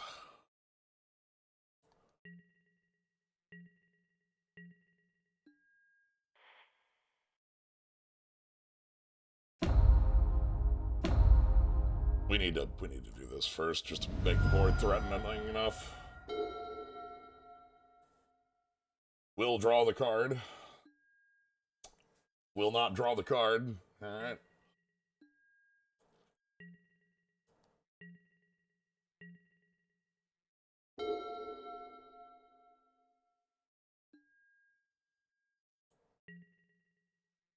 So, yeah.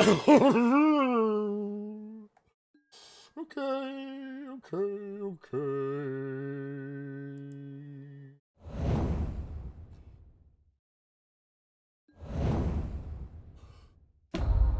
So what's the play here?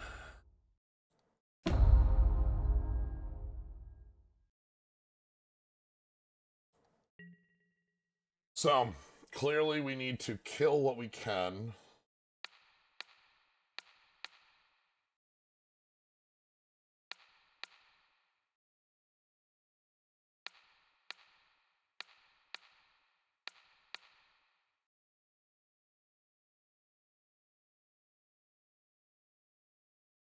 Six, seven, 8, 9, 10, go to 4?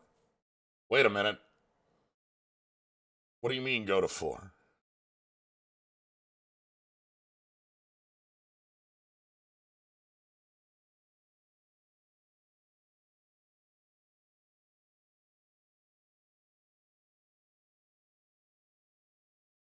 Yeah, alright. Combat tricks. Uh-oh. Uh-oh.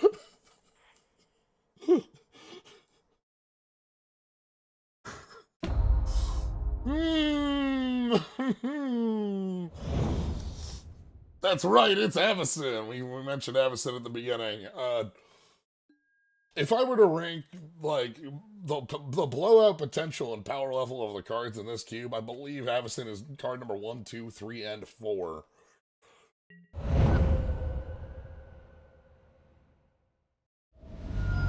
Good news, I'm at 4. Alright, time to kick your ass.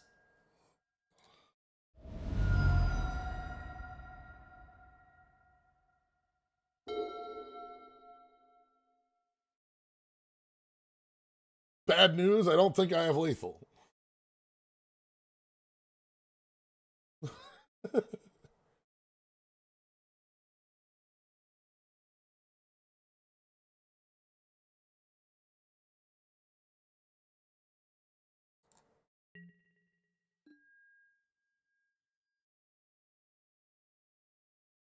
Let's go!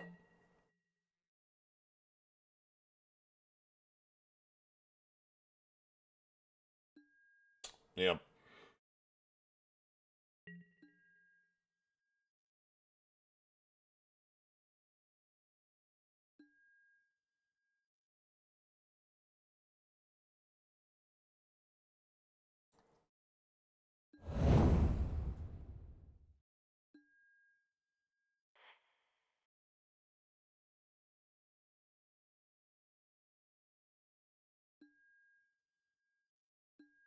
Alright. This is a pretty good one. Uh, we did what we could.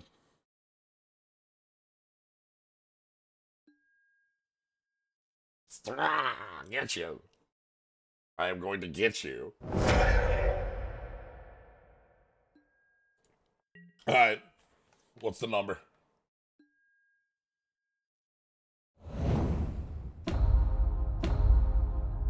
Negative 36?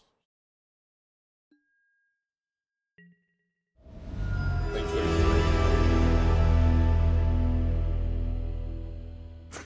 33. My God. Okay.